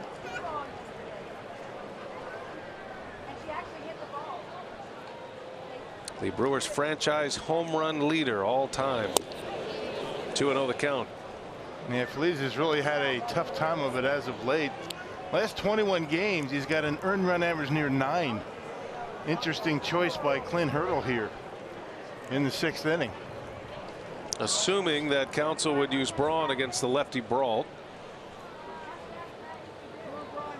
Playing the matchup with the bases loaded. And that's upstairs. Ball 3. Well, the Brewers will take one any way they can get it right now. Anything to add on at this point. Terrific job by Knebel striking out the side after the Pirates had scored 4 and had a runner at second. And the 3-0 is ball 4. It's a bases loaded walk. Braun an RBI the easy way, and the Brewers go up 8-4 now. And now a chance for a big inning with a base hit as Arcia comes up. And nothing really close to Braun right there. Well, if you're Arcia, maybe make him throw a strike before you start swinging a bat. Arcia had a double that looked like it might have bounced out. It was caught by a fan over the wall. That was in the 2nd inning, part of that 5-run second. He's 1 out of 3. And that one's in the dirt. Nice play back there by Diaz. 5 consecutive out of the strike zone for Michael Feliz. Yeah, 1 hit in the inning, 3 walks, and a couple of strikeouts. That has been this inning.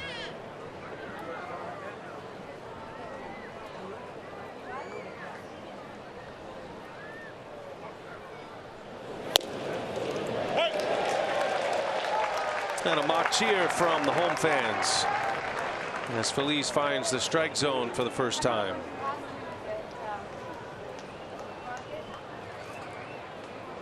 One ball, 1 strike. Shaw, Aguilar, Braun on the bases. That one just missed. Nothing wrong with his arm. He's got a lot of life on that fastball. Yeah, but Mike Winters isn't going to help him. There's a couple of close pitches that was right on the edge. Didn't get the call.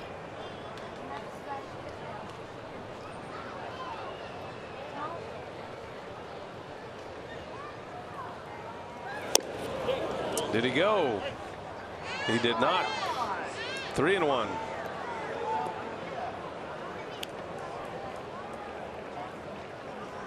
Been 3 walks in the inning. Eric Thames ready to hit next. Brewers have scored a run on only 1 hit. Gotta take here, don't you? I think so. And he does. And it's ball 4. And it's another bases loaded walk. And the Brewers go up 9-4. As the merry-go-round continues for the Pirates. Nothing doing in that Pirates bullpen. Clint Hurdle just now getting on the phone. Well, you make a play to get a matchup, and the pitcher you bring in walks 2 batters, throws 1 strike, and gives up a quick 2 runs just as you've scored 4 to get back in the game. Here's Eric Thames.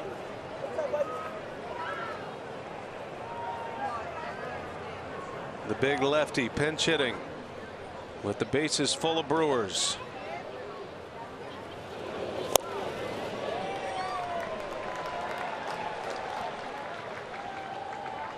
Thames off the bench, does have a homer this year, but pinch hitting has not suited him well. He's 3 for 24. One of those 3 hits a home run. That was a solo shot. The 0-1. Skips away. Another run's going to score. Aguilar's coming in. Now Braun is on his way, and he will score. This throw gets away. Arcia never stops, and the bases are empty now. Well, that's just bad defense right there. My goodness. I mean, that looked like slow motion by Diaz and Josh Bell. And the Brewers take advantage. How about that? Wow. Clear the bases on a wild pitch. We have seen everything now, partner. I mean, look at Diaz. I mean, he's barely going after that baseball. Ryan Braun, great base running, able to score, and then the throw gets away from Feliz, and Orlando Arcia able to score. Wow. It's So that'll be 2 runs on the wild pitch. Another run scores on the error by Bell. As Thames in a 1-2 countdown. I mean, an absolute gift by the Pirates in this 7th inning. I've never seen that before. Have you ever seen that? I have not. Never. One hit in the inning, 5 runs, 4 walks and 2 punch-outs. And a 2-run wild pitch. The Brewers have their second 5-run inning. 2 runs on the wild pitch, 1 run on the error by Bell. Right. And a 3-run sequence. You can't blame Pirates fans for booing at this one. This is rough to watch for them. Brewers will take it. There's another walk. My goodness. Michael Feliz has walked the first 3 batters he's faced. Back to the top of the order. The Brewers have batted around for the 2nd time in this game.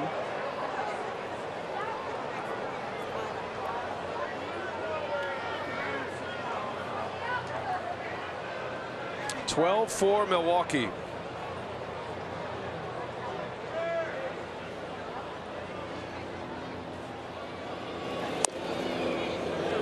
Unbelievable. I don't believe I've ever seen an inning like this. I mean, 5 walks.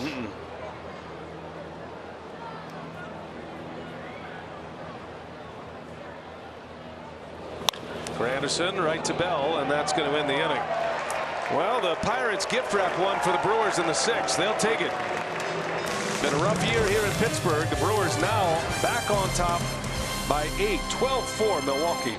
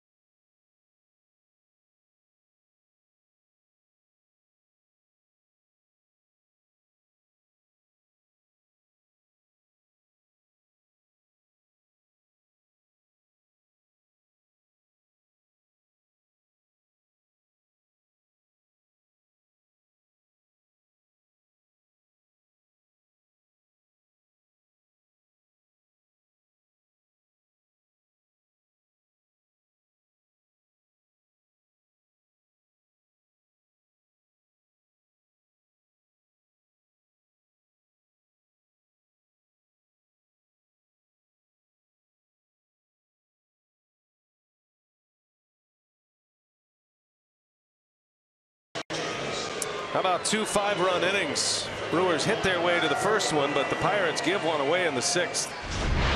And our Badger Mutual Insurance runs of the game. How about bases loaded, wild pitch, 3-run score.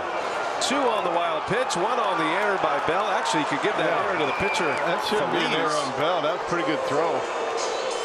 And all 3 runs come in to score in that sequence, and very poor effort by the Pittsburgh Pirates. I'm with you there. That's a decent throw. Yeah, that's not an error on the first baseman. I think they're going to have to take a look at that. Jack Zaremczyk. And Orlando Arce able to score the 3rd run on a wild pitch. Mark that one down. And just for the record, if you're scoring, that was scored as an E1. As you see the changes for the Brewers, Manny Pena behind the plate. Corbin Burns will pitch. And Burns will be asked to pitch multiple innings here. Well, the Brewers would love to be able to get out of here with this game and not have to use Hader and Jeffress. Be able to save them for the St. Louis series. Yeah, you probably had Soria to that, wouldn't you? He pitched the last 2 games. Right. Yep. There's Manny Pena. Brewers score 5 runs on 1 hit in the 6th inning.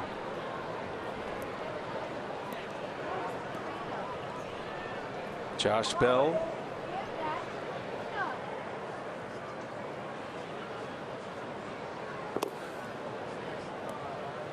Well, Burns had a 2-inning save in his first major league game this year. He's had impressive outings, multiple inning outings. He's been that guy. He's kind of working on the opposite schedule of Hader. Second appearance in this series for Corbin Burns. He pitched Friday. Picked up his 6th win of the year. He worked a scoreless inning in the 5th. And remember, the Brewers scored 6 runs in the 6th. Burns came back on the mound after the rain delay.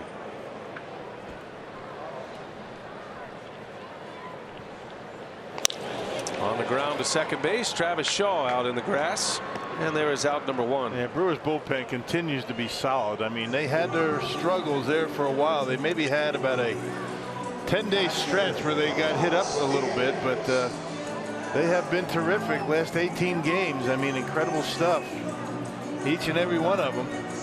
Last 18 games, a 133 earned run average for the Brewers bullpen. 11 earned runs in 74 and a third innings.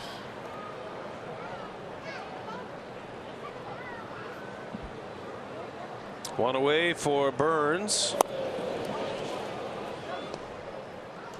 Elias Diaz at the plate.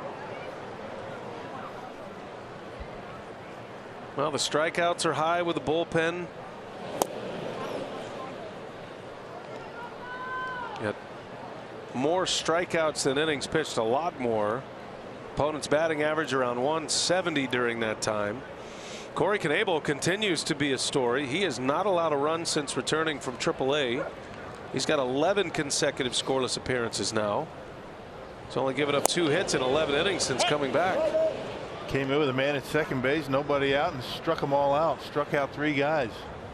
Knebel, since he's come back, 21 strikeouts, 11 in a third innings. What a weapon to have.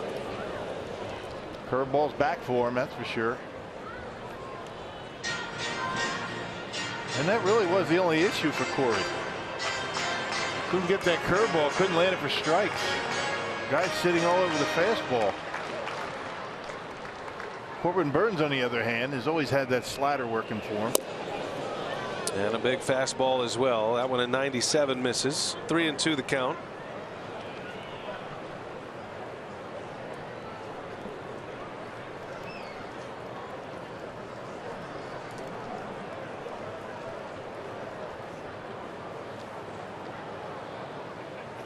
Three balls, 2 strikes.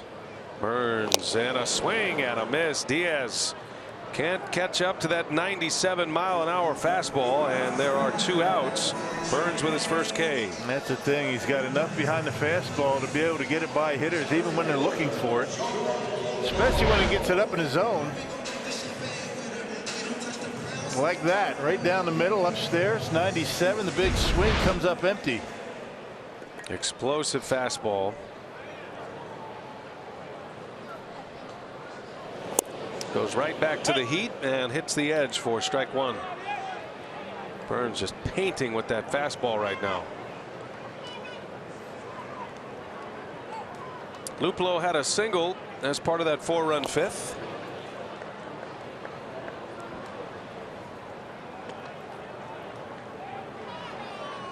It was 7-0. Pittsburgh scores 4. Had the tying run on deck in that inning. Knebel gets out of it. The Brewers get 5 on the board. And some charitable donations by the Pirates in that 6th inning. 2 walks with the bases loaded. A wild pitch with the bases loaded, resulting in 3 runs. A pop-up. Shallow left. Arcia is back in the grass. And he's got it for the out. Corbin Burns with a 3-up, 3-down inning with a strikeout. Settled it back down. The Brewers lead by 8. We go to the 7th inning in Pittsburgh.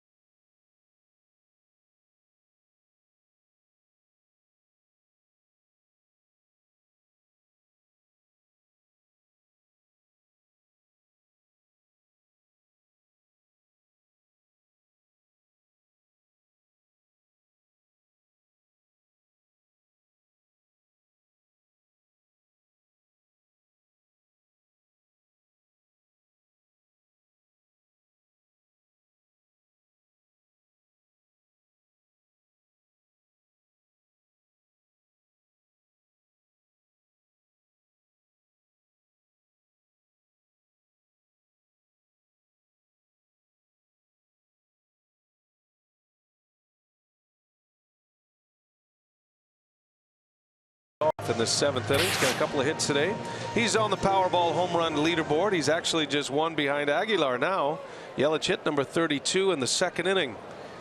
Drove in 3 runs with that swing. Has 96 RBIs now to go along with his league leading batting average and his 32 home runs. Powerball home run leaderboard. Brewers could have 4 into the 30 homer category. Michael Feliz will continue on here for the Pirates.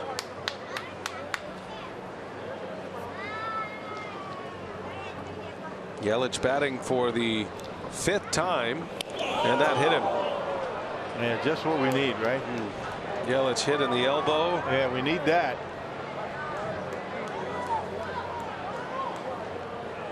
That one stung him. Yeah, and that's what you fear when you have a guy out there that has no idea where the ball's going. Hit a guy like Yelich, get him hurt. See where that got him. No, right on the back of the elbow. And he's had no idea where his pitches have been going since he's come in. Well, Michael Feliz has faced 5 batters. He's walked 3, hit 1, and got a ground out. And Lorenzo Cain up there hacking.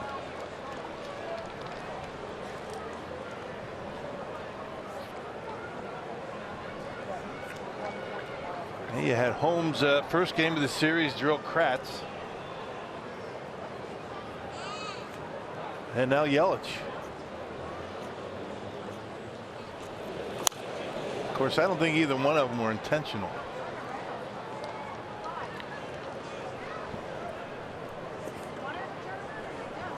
He just can't locate his fastball. That has to be a most uncomfortable position for a hitter. Guy throwing that hard. You certainly don't want to be digging in and sticking your chin in that outside corner. Especially with an 8-run lead.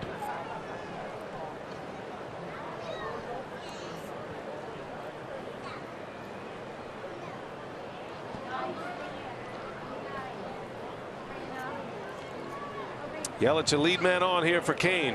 He takes off and the pitch gets away. It's going to be another wild pitch. Actually, you'll count that as a stolen base since Yelich was running. So no wild pitch there.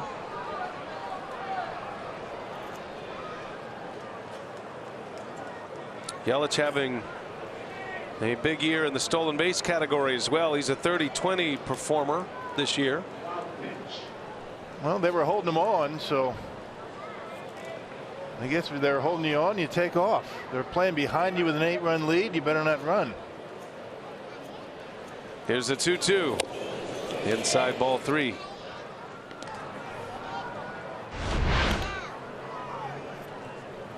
they call that a wild pitch? Well, they did initially, but then the official score quickly changed that to a stolen base. Right, he was taking off on the pitch. 3 balls, 2 strikes on Cain. 2 hits today for Cain. He has a steal as well. And that one's in the air, left center field. Luplo makes the catch. Out number 1.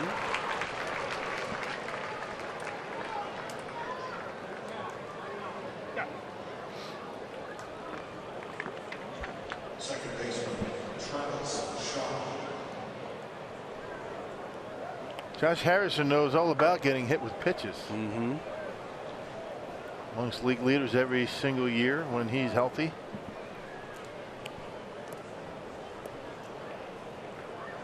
Yeah, he and Anthony Rizzo seem like they're always at the top of the leaderboard.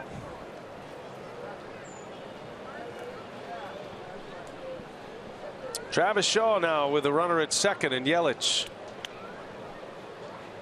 Brewers lead 12-4. You wouldn't normally see a stolen base in a 12-4 game as Shaw goes into center deep. That's way back. Got some carry. And it's going to be caught at the track. Boy, he hit that a ton. But they go to die here in Pittsburgh, and it's out number 2. It just got under a little bit. The wind is blowing across. Left field foul pole to right. That one didn't help that fly ball too much. That's what I'm talking about. I mean, we've been talking about it ever since we've been coming here. 399 to center, but it plays much deeper than that.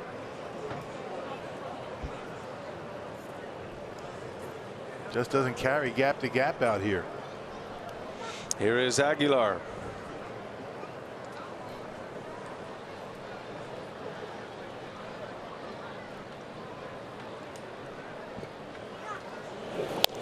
And he takes a strike.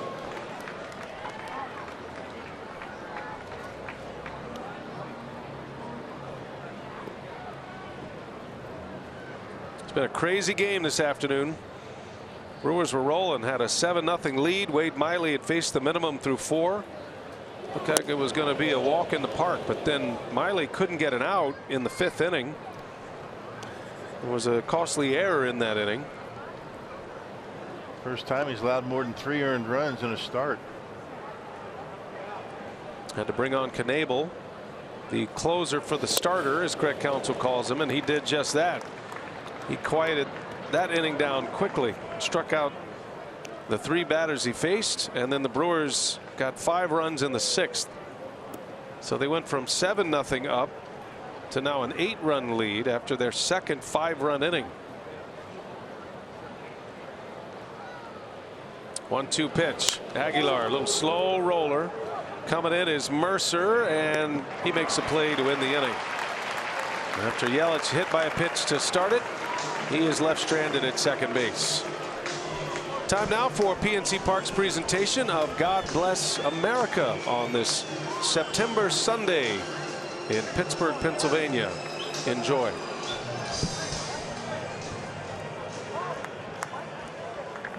Ladies and gentlemen, we invite you now to stand as we offer support to our troops here and abroad.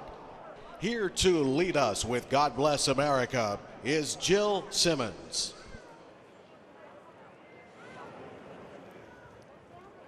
God bless America, land that I love. Stand beside her and guide her through the night with a light from above. From the mountains to the prairies to the oceans wide with foam. God bless America, my home, sweet home. From the mountains to the prairies to the ocean wide with foam. God bless America, my home, sweet home. God bless America, my home, sweet home.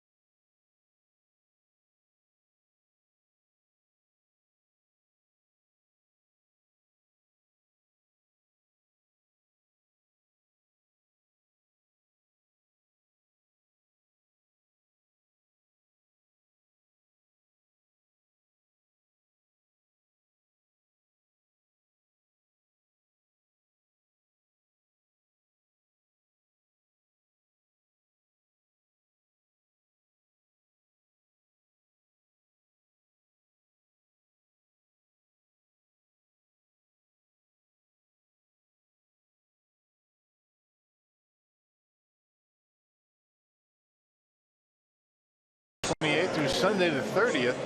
The first 20,000 fans in attendance for each game against the Tigers will get a scratch-off card featuring the chance to win tickets and other prizes.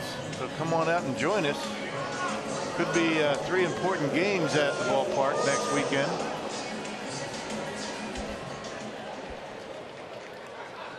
Well, the Brewers' magic number to make the postseason is 5. They could clip off a game on that one. That's to the Rockies. Magic number to have home field advantage, have a home wild card game, is 6. And they're still fighting for that division race with the Cubs.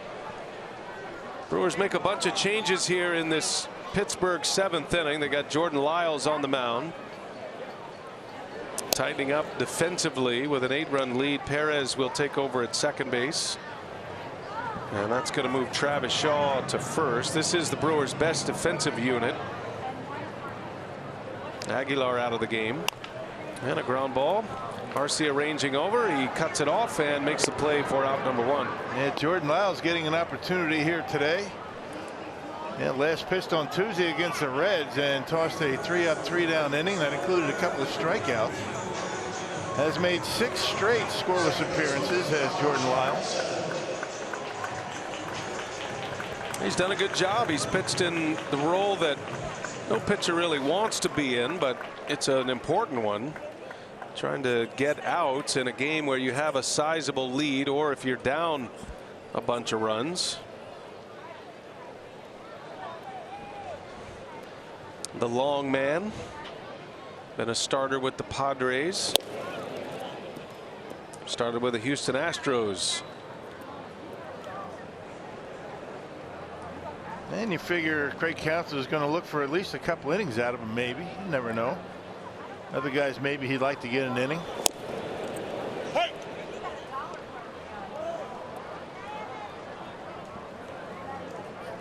Josh Harrison hit a 2 RBI double off Miley in the 5th, part of the 4-run 5th inning. Things got a little tense after that. Pirates down 7-0, scored 4 in that frame to get within 3, and Brewers were able to score 5 the very next inning. There's a strike from Lyles. 1 ball, 2 strikes.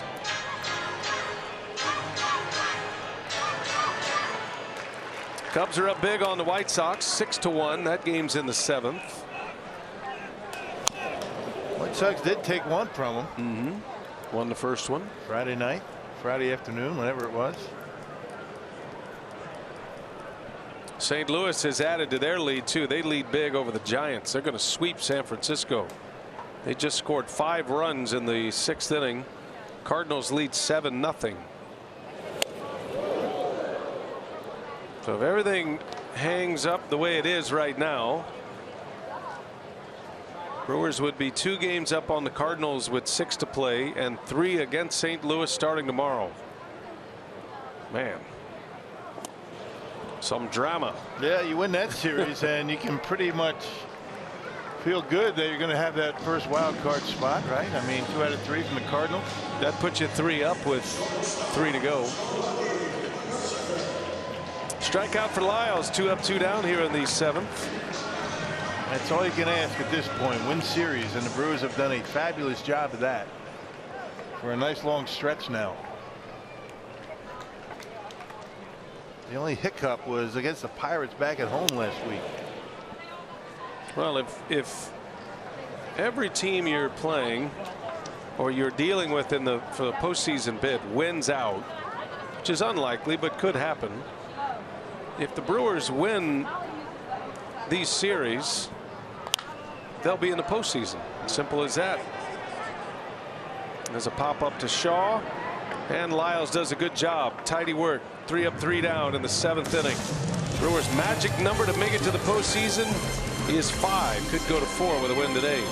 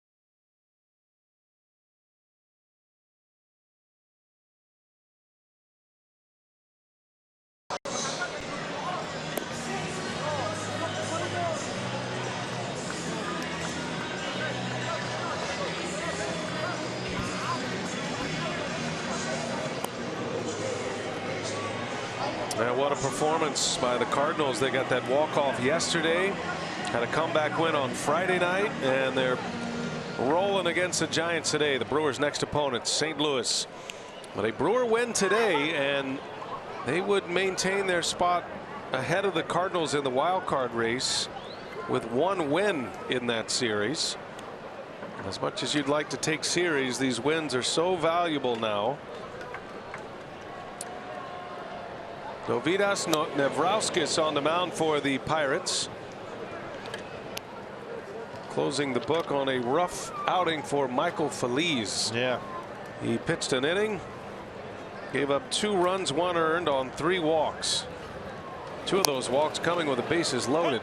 He has been scored upon in each of his last 3 games. 2 of his 3 runs coming by way of home runs. Stephen Broad giving up 3 earned runs in 2/3 of an inning. Moustakas rolls it foul. 2 5-run frames today for Milwaukee. And a 12-4 lead. They have 10 hits. Christian Yelich has 2 of those hits. He's been on base 4 times. And a 3-run home run in the second, the biggest moment of the game for the Brewers. That 3-run blast by Yelich. And then Travis Shaw hit a 2-run home run in that inning. Lorenzo Cain's return to the starting lineup has been a good one. 2 hits, on base 4 times. He scored twice.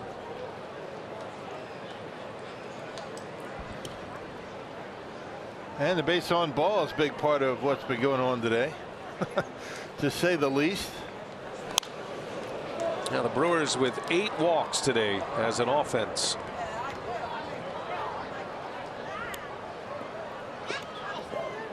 Moustakas had a walk in the second.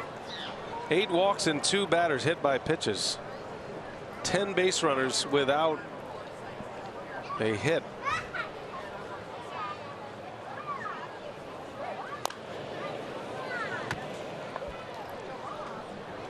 Yep, all those walks and a 3-run wild pitch. Final home game today for the Pirates. They still have 1 game on the home schedule they will not play. There was a makeup game, if it mattered, makeup game between the Pirates and the Marlins. So they'll play a 161 game season this season.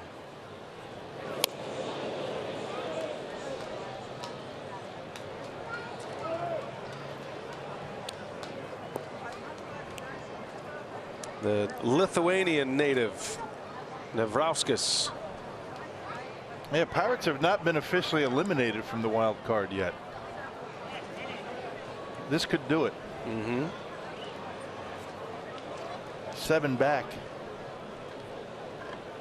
That's why they have not canceled that game yet.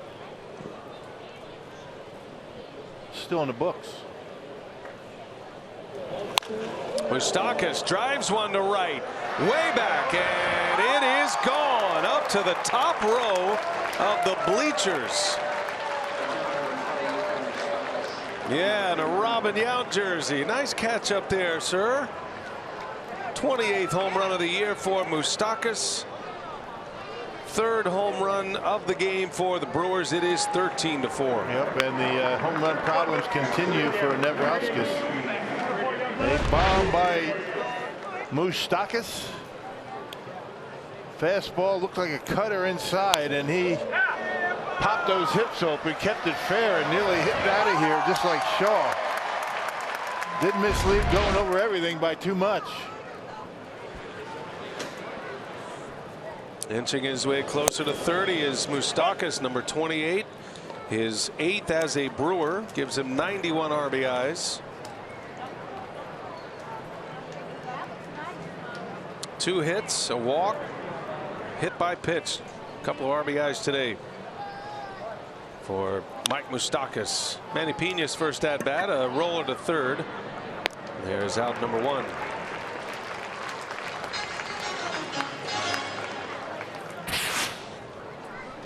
Hey, let's check out today's time of the game. The Marathon City Sports Center in where else? Marathon. If they call the Brewers by 10 o'clock tomorrow, they get 40 tickets to a Friday night game in the Miller Lite beer pen for next year. This offer courtesy of the Tavern League of Wisconsin and Miller Lite. Pirates are making a change here. So Adam Frazier is going to come in for Josh Harrison. Could be the end of the line here for Harrison, and Clint Hurdle wants to give him a moment in the 7th inning. He will exit to a standing ovation.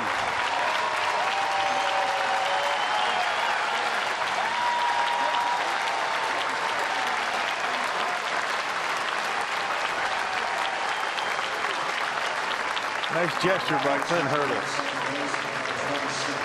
Well done. Finishing up a 4-year deal. The Pirates still have an option on Harrison for next year, but judging by that, it doesn't look like that's going to be on the table. Man, he's been a terrific player for the Pirates. Yeah, twice an All-Star. The nephew of John Shelby, former Brewers first base coach.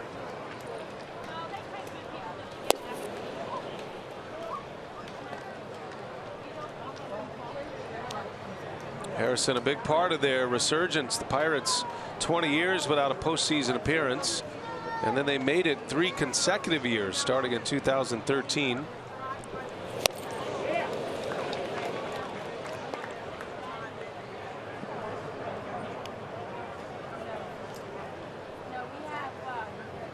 Well, if it is the end here in Pittsburgh, 8 years as a Pirate for Josh Harrison. Harrison only 95 games this year. Injury problems throughout the season. And he has been very tough on the Brewers throughout his career.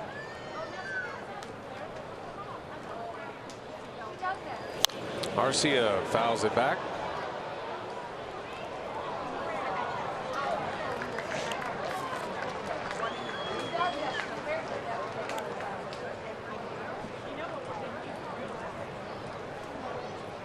Two the count on Orlando.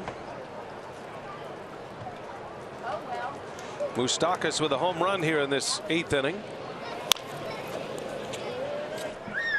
Picked up by Osuna. Throw to first in time. 2 outs.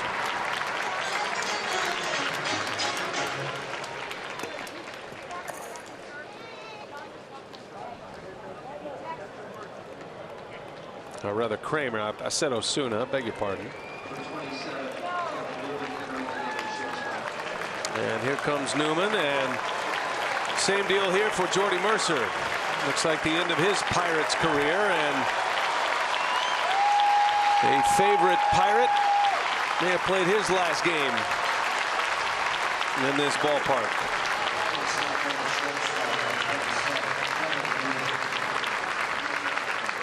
About as steady as it gets, Jordy Mercer out at shortstop, and one of those guys, as we talked about earlier in the game, always able to come up with that big hit down at the bottom of the order.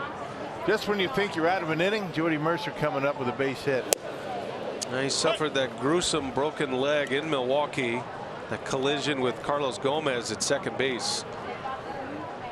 Yeah, those two have a lot to be proud about in what they've accomplished here in Pittsburgh under Clint Hurdle.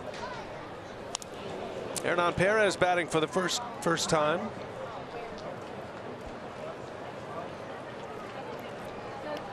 Came in on the double switch last inning.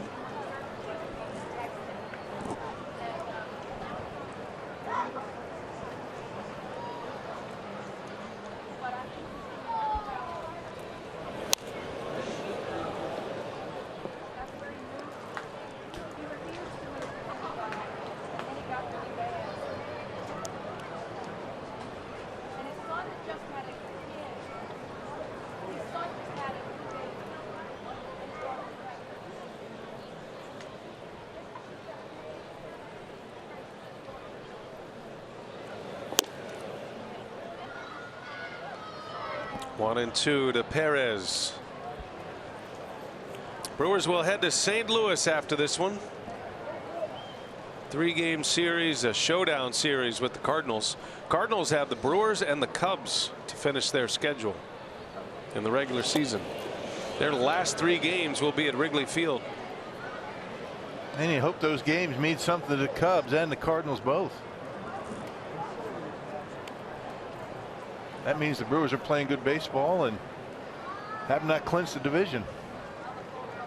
If the Cubs hang on to win their game today and the Brewers win this one, Cubs' magic number to eliminate the Brewers would be 5.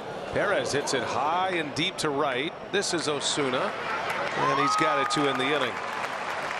Now Mike Moustakas with a leadoff homer, his 28th of the year. 92 RBIs now for the season. The Brewers up 13-4.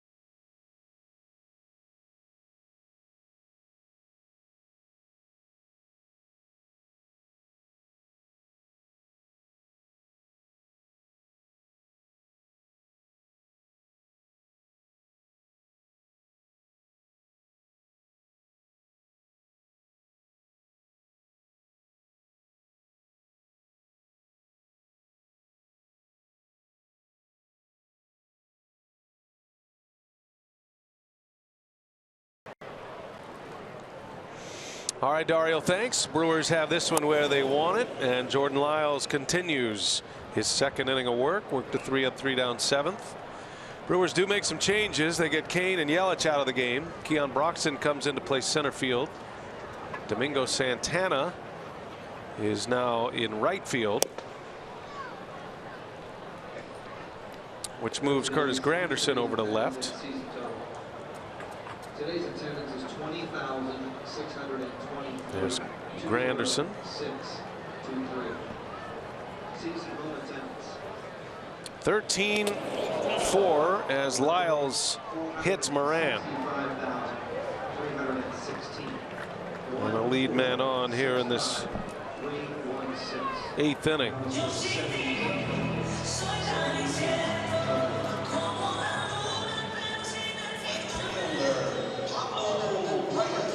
I'll bring up Pablo Reyes, top of the order. 13 runs scored today by the Brewers, the second most they've scored all year. They've had 2 13-run games. They had a 13-run effort against the Phillies.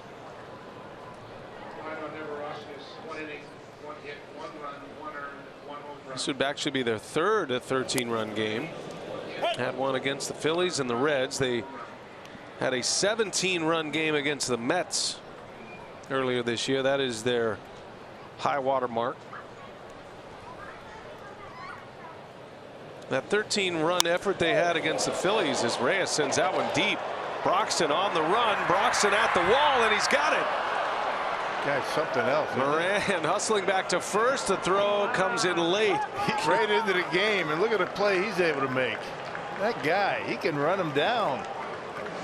I'll tell you, Reyes, I mean, he put a charge into that baseball. I thought that was a routine fly. Broxton makes an incredible catch out there. This ball had some carry on it. Look at Broxton, knows exactly where he is on the wall and able to haul it in. He just reached out right before he collided with the wall. And then had the presence of mind, had a chance at a double play. Nice catch. First inning in the game, and he gets a play like that. He's something. Yeah. You don't lose a whole lot, do you, with him out there? How many good center fielders do the Brewers have? I mean, you got Kane, who should be a Gold Glover this year. Christian Yelich has already won a Gold Glove in the outfield. Broxton. Curtis Granderson, a longtime center fielder.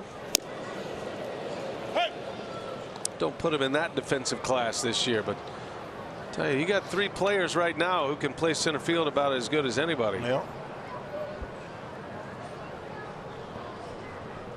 Taking away extra bases on that catch.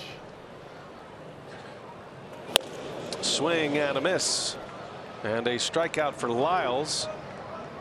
Cuts down Kramer. Second strikeout for Lyles. 2 outs with a runner at first for Josh Bell.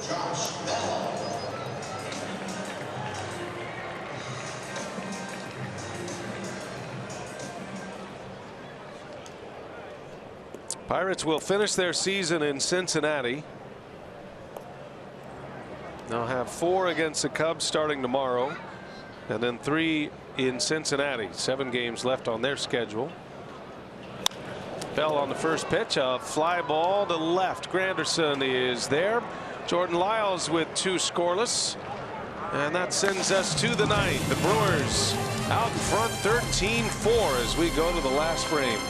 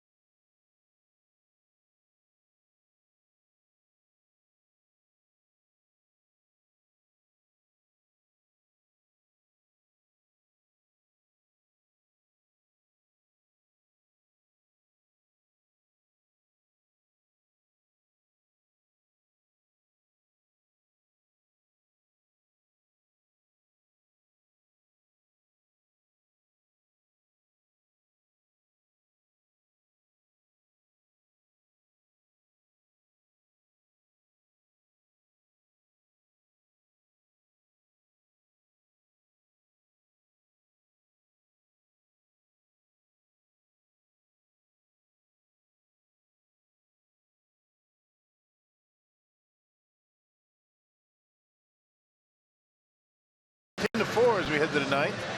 Don't miss the season's final student night at Miller Park this Friday, September 28th against the Tigers. All high school and college students can get tickets for as low as $10, plus enjoy a special $4 menu through the first inning. To secure your seats, go to brewers.com/tickets. Well, Curtis Granderson ready to lead off. Pirates have Nick Birdie on the mound as we play in the 9th inning. Brewers will open it up early with a big lead, and then it got close, and then the Brewers with a 5-run 6th jump back out ahead comfortably, and now 13-4. Moustakas, Yelich, and Shaw have all homered today. Yeah, that was a good answer in that 6th inning, right? Feels like at this point, Rock, just looking through the card here, I mean, you almost have to give the win to Corey Knebel today. Yeah, that was a big point in the game, wasn't it? He struck out the 3 batters he faced with a runner at second base and 4 runs in.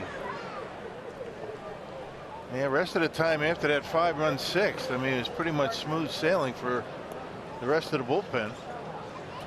He did have the most impactful inning out of the bullpen, that's for sure. Got an inning out of Knebel, an inning out of Burns. Lyles has pitched 2. And Granderson takes a ball down and in. Curtis with a double back in the 3rd inning. Scored a run, 1 for 5 today.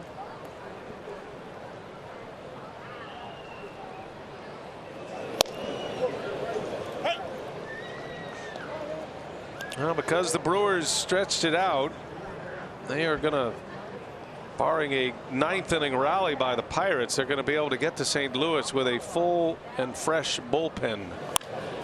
Granderson serves one into center field, a base hit. That's how you turn a day over right there. 1 for 6 compared to 2 for 6. Changes everything. Yeah, right? it does. Able to reach out on a breaking pitch and just punch it into center field. He's got a great attitude, doesn't he? Curtis Granderson. Love having him around. Yeah. A former Clemente Award winner, named after the great pirate Roberto Clemente, to the player with the best community service. It's a prestigious honor. Many players take a lot of pride, not just to get, not just to win the award, but even to get nominated. Every team has a nominee. Corey Knebel is this year's nominee. No balls and a strike on Santana. His first at bat. This guy rushes it up there pretty good. Who doesn't these days, right? And 95 plus. It's rare when you see a reliever coming in that doesn't throw this hard.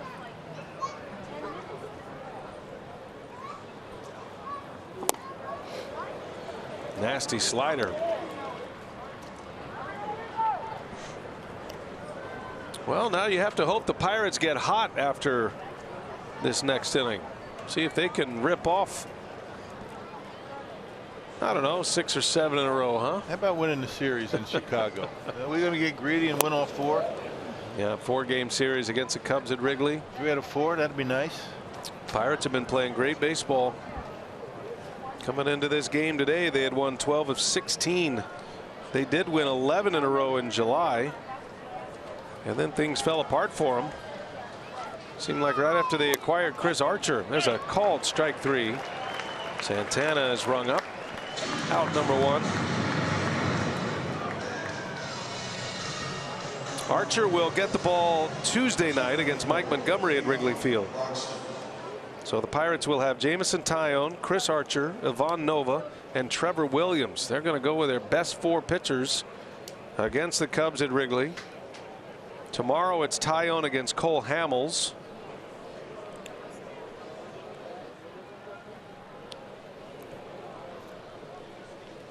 St. Louis has released their probables as well. Jack Flaherty will start for the Cardinals tomorrow. Chase Anderson on the mound for the Brewers, and then Gio Gonzalez and Austin Gomber with Chacin and John Gant finishing off that 3-game set in St. Louis. Then the Brewers have an off day Thursday, and then they're home for the final 3 games of the regular season against the Tigers.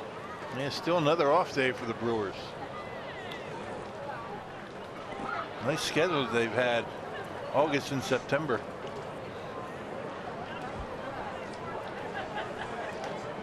They had to endure it before the All-Star break and right after the All-Star break.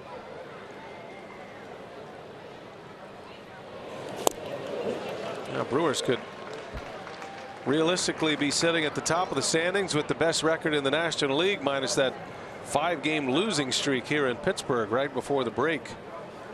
That was at the end of a stretch of 21 games in 20 days. Yep, it was.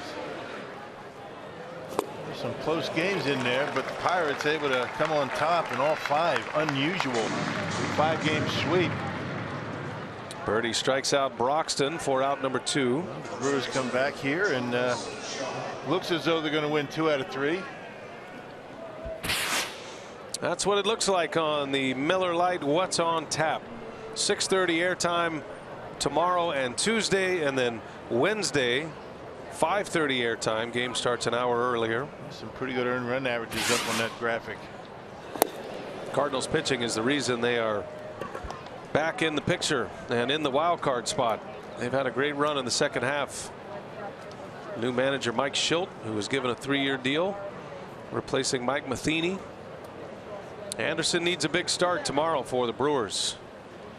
He's been struggling. He's been pretty good against the Cardinals. He's 2-2 in his career in 11 starts. Good earned run average at 3.07. Has not been asked to hit up too many innings. Just got to keep the Brewers close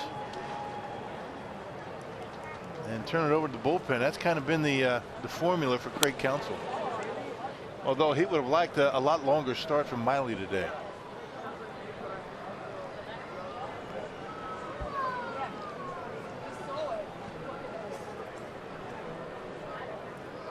Well, had to use Knable, but valuable time off today for Hader and Jeffress and Soria. Didn't have to use Cedeno, his top matchup left-hander. Brewers will hit that series with an off day following that series in St. Louis, with all hands on deck. Travis Shaw draws the walk. Another one. The 9th walk of the game for Brewer hitters. Shaw's got 2 of them. He's been on 4 times. First and second with 2 away for Tyler Saladino. And that's the end for Jordan Lyles, who went 2 scoreless. Looks like Matt Albers getting loose in the Brewers bullpen.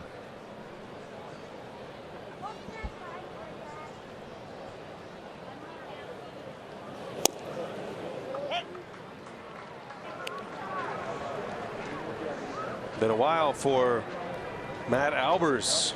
Has not pitched since September 4th in a game against the Cubs. High drive into left center field, long run, Luplo, and he's there to make the catch. Saladino is out. We head to the bottom of the 9th. Last call for the Pirates. Brewers trying to get out of here with a series win. Here comes Albers.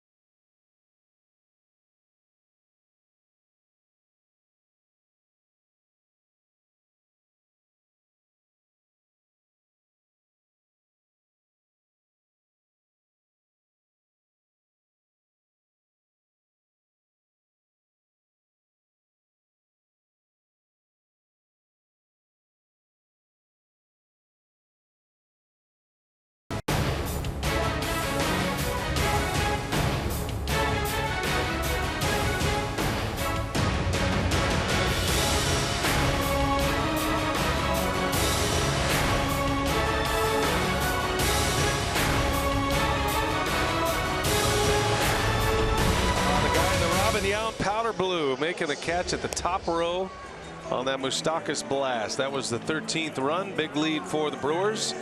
And a Matt Albers sighting here in Pittsburgh. It has been 19 days since he last pitched. And that was against the Cubs, and had a scoreless 9th inning in that game. Gave up a hit, a walk. Has a lot of runs in 9 of 12. He's really struggled, but he started really well this year. 34th appearance. You see the high earned run average for Matty. Looking to get 3 outs and head to St. Louis. Cardinals up 7-2 on the Giants. They're in the 8th inning there. Giants are threatening. And the Cubs have a 6-1 lead over the White Sox, also in the 8th on the south side. Elias Diaz leading the way for the Pirates. He's had a long day behind the plate.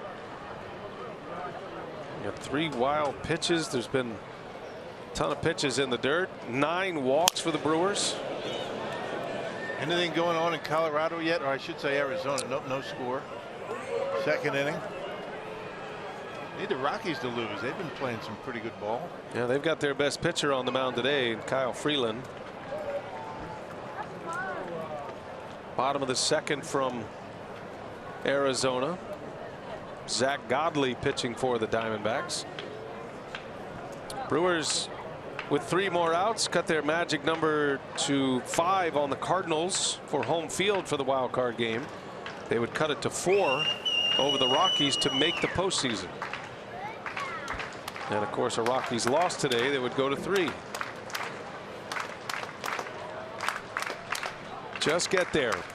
Brewers, they've got the kind of bullpen to be reckoned with in a postseason setting. Santana, long run right off the end of his glove.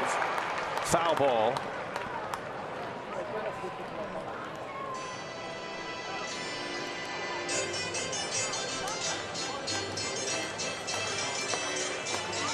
Well, the Dodgers got hot at the right time. They're leading again today. Dodgers have won 8 of their last 10 games. Rockies still have a chance at that division title. They're a game and a half back. Only 1 in the loss column to Los Angeles. But for the National League West, it might be win the division or go home. As it stands right now, there would be 3 teams from the NL Central to make the postseason. A swing and a miss. Albers with a strikeout. There's a good sinker.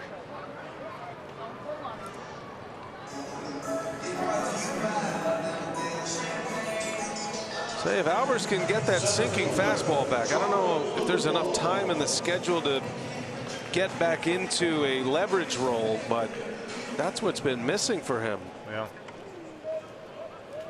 That 2-seam fastball has been really flat up in his zone. He's been getting hit hard. Well, he was brought in this year, signed a 2-year deal as a free agent. He breaks a bat here. And Luplow bounces out. 2 gone in the inning.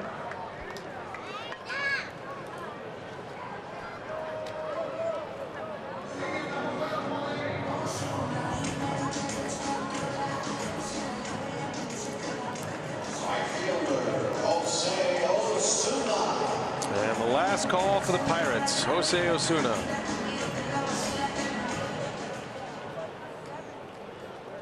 A win today, the Brewers would win their 89th game of the year. Go to 22 games over 500. Cubs have 90 wins. They're the only team in the National League with 90 wins. Red Sox lead all of baseball with 105 wins. Yankees still have a chance to win 100. They're at 95.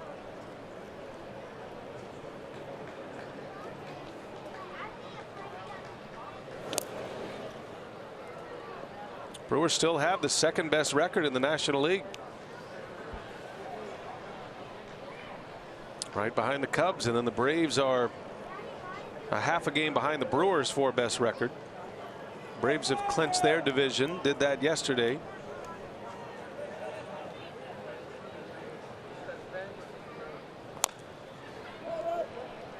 He's throwing much better today.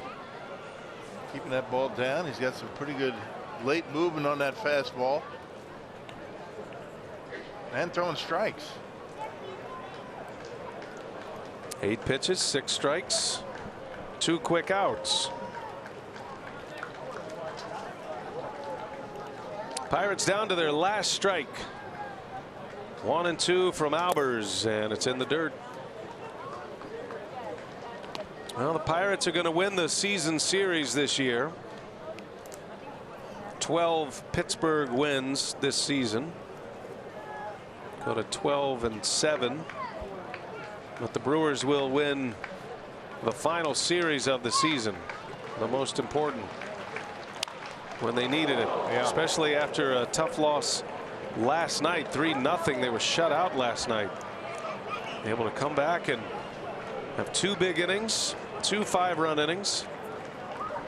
And after the Pirates took the series against the Brewers in Milwaukee last week, the only series the Brewers have not won in the last 10. Yeah, 9 out of 10. Had 7 in a row, then lost to the Pirates in a series, and will have won the last 2.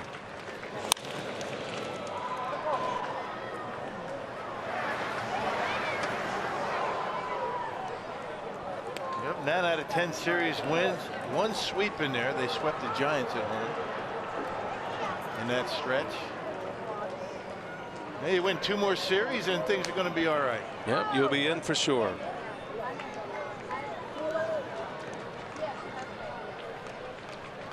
Matter of fact, you'd be the top seed in the wild card game. You'd be the home team.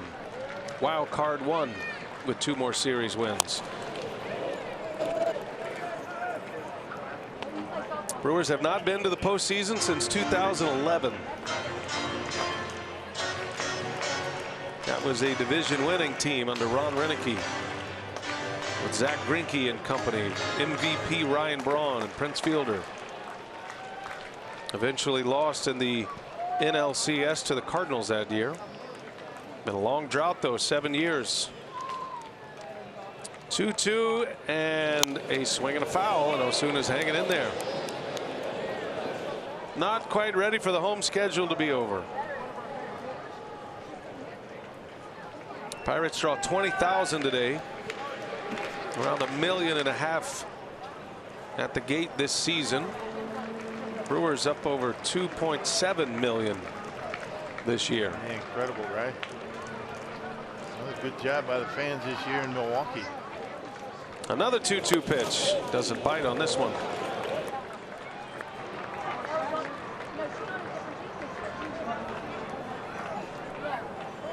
On the air at 6:30 tomorrow night. Brewers Cardinals. 3 night games in that series.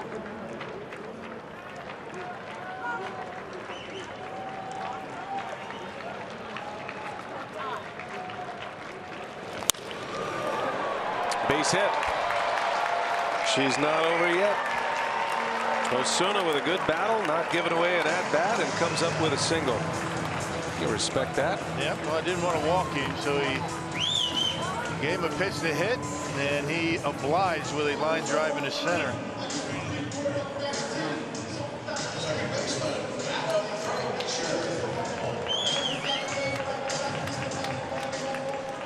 Well, this is where you want Adam Frazier to hit if you're a Brewer fan right now, because he has crushed the Brewers this year. And he does not have a 9-run homer in him, I promise. It'd be nice though to get him out. It would. Finally. He's hitting .350 against the Brewers in his career. Season series would end nicely to get this guy out.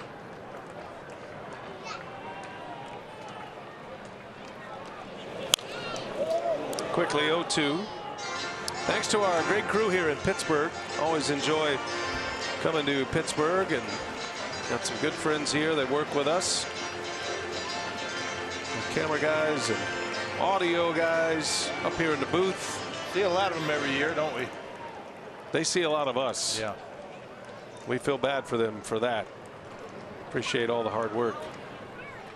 They deal with a lot of rain here in Pittsburgh, and unfortunately they get to sit around and listen to us during the rain delays.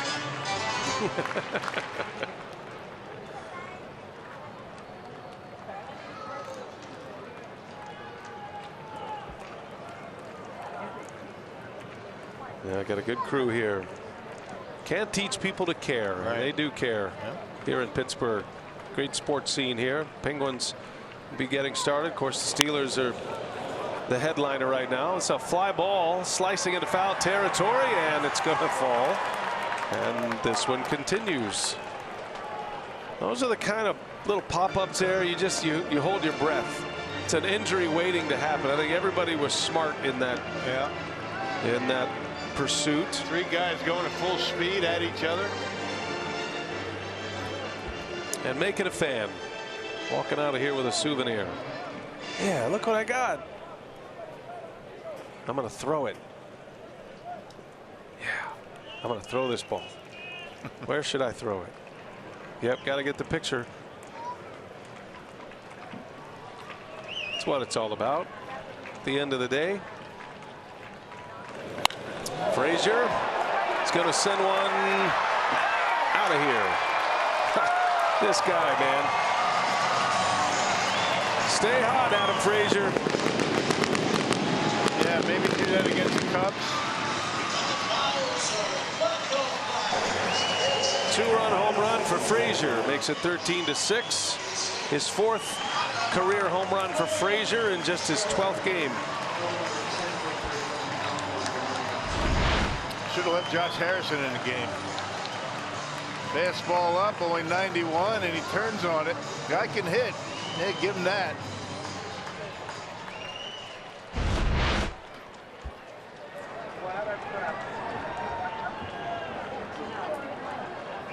Well, Pirates found something in this guy. They've got some players. Those two lefties, Frazier and Dickerson.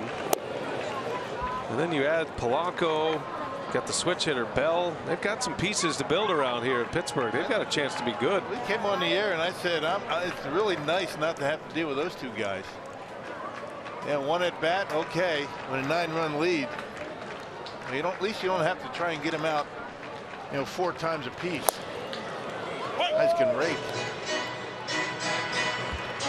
At least we're not going to have to see him again the rest of the year. That home run for Frazier was his 10th of the year.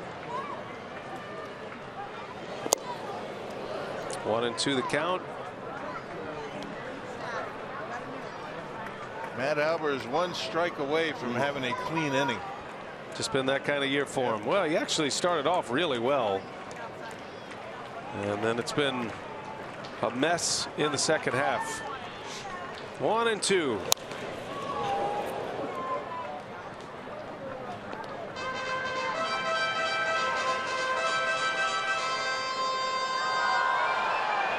Remember in spring training and beginning part of the season, this guy would have more 3-up, 3-down innings, low pitch counts. Just made it look easy. Yeah, he did. Ground balls, early swings. Well, that's it. A strikeout for Albers. The Brewers win. They win the series, taking 2 out of 3 from the Pittsburgh Pirates. A much-needed series win for the Brew Crew. And they will maintain their 2-game lead in the wild card race. They will stay within 3 in the loss column to the Chicago Cubs. And Rock, they broke out the hitting sticks once again today. 3 more homers, 7 home runs in the series. Yeah, but it's all about the walks, right? In the 6th inning, all those walks, a 5-run inning, only 1 hit, a wild pitch that produced 3 runs. So the Brewers once again just got to continue to win series. They got 2 more to win, and they make it into the postseason.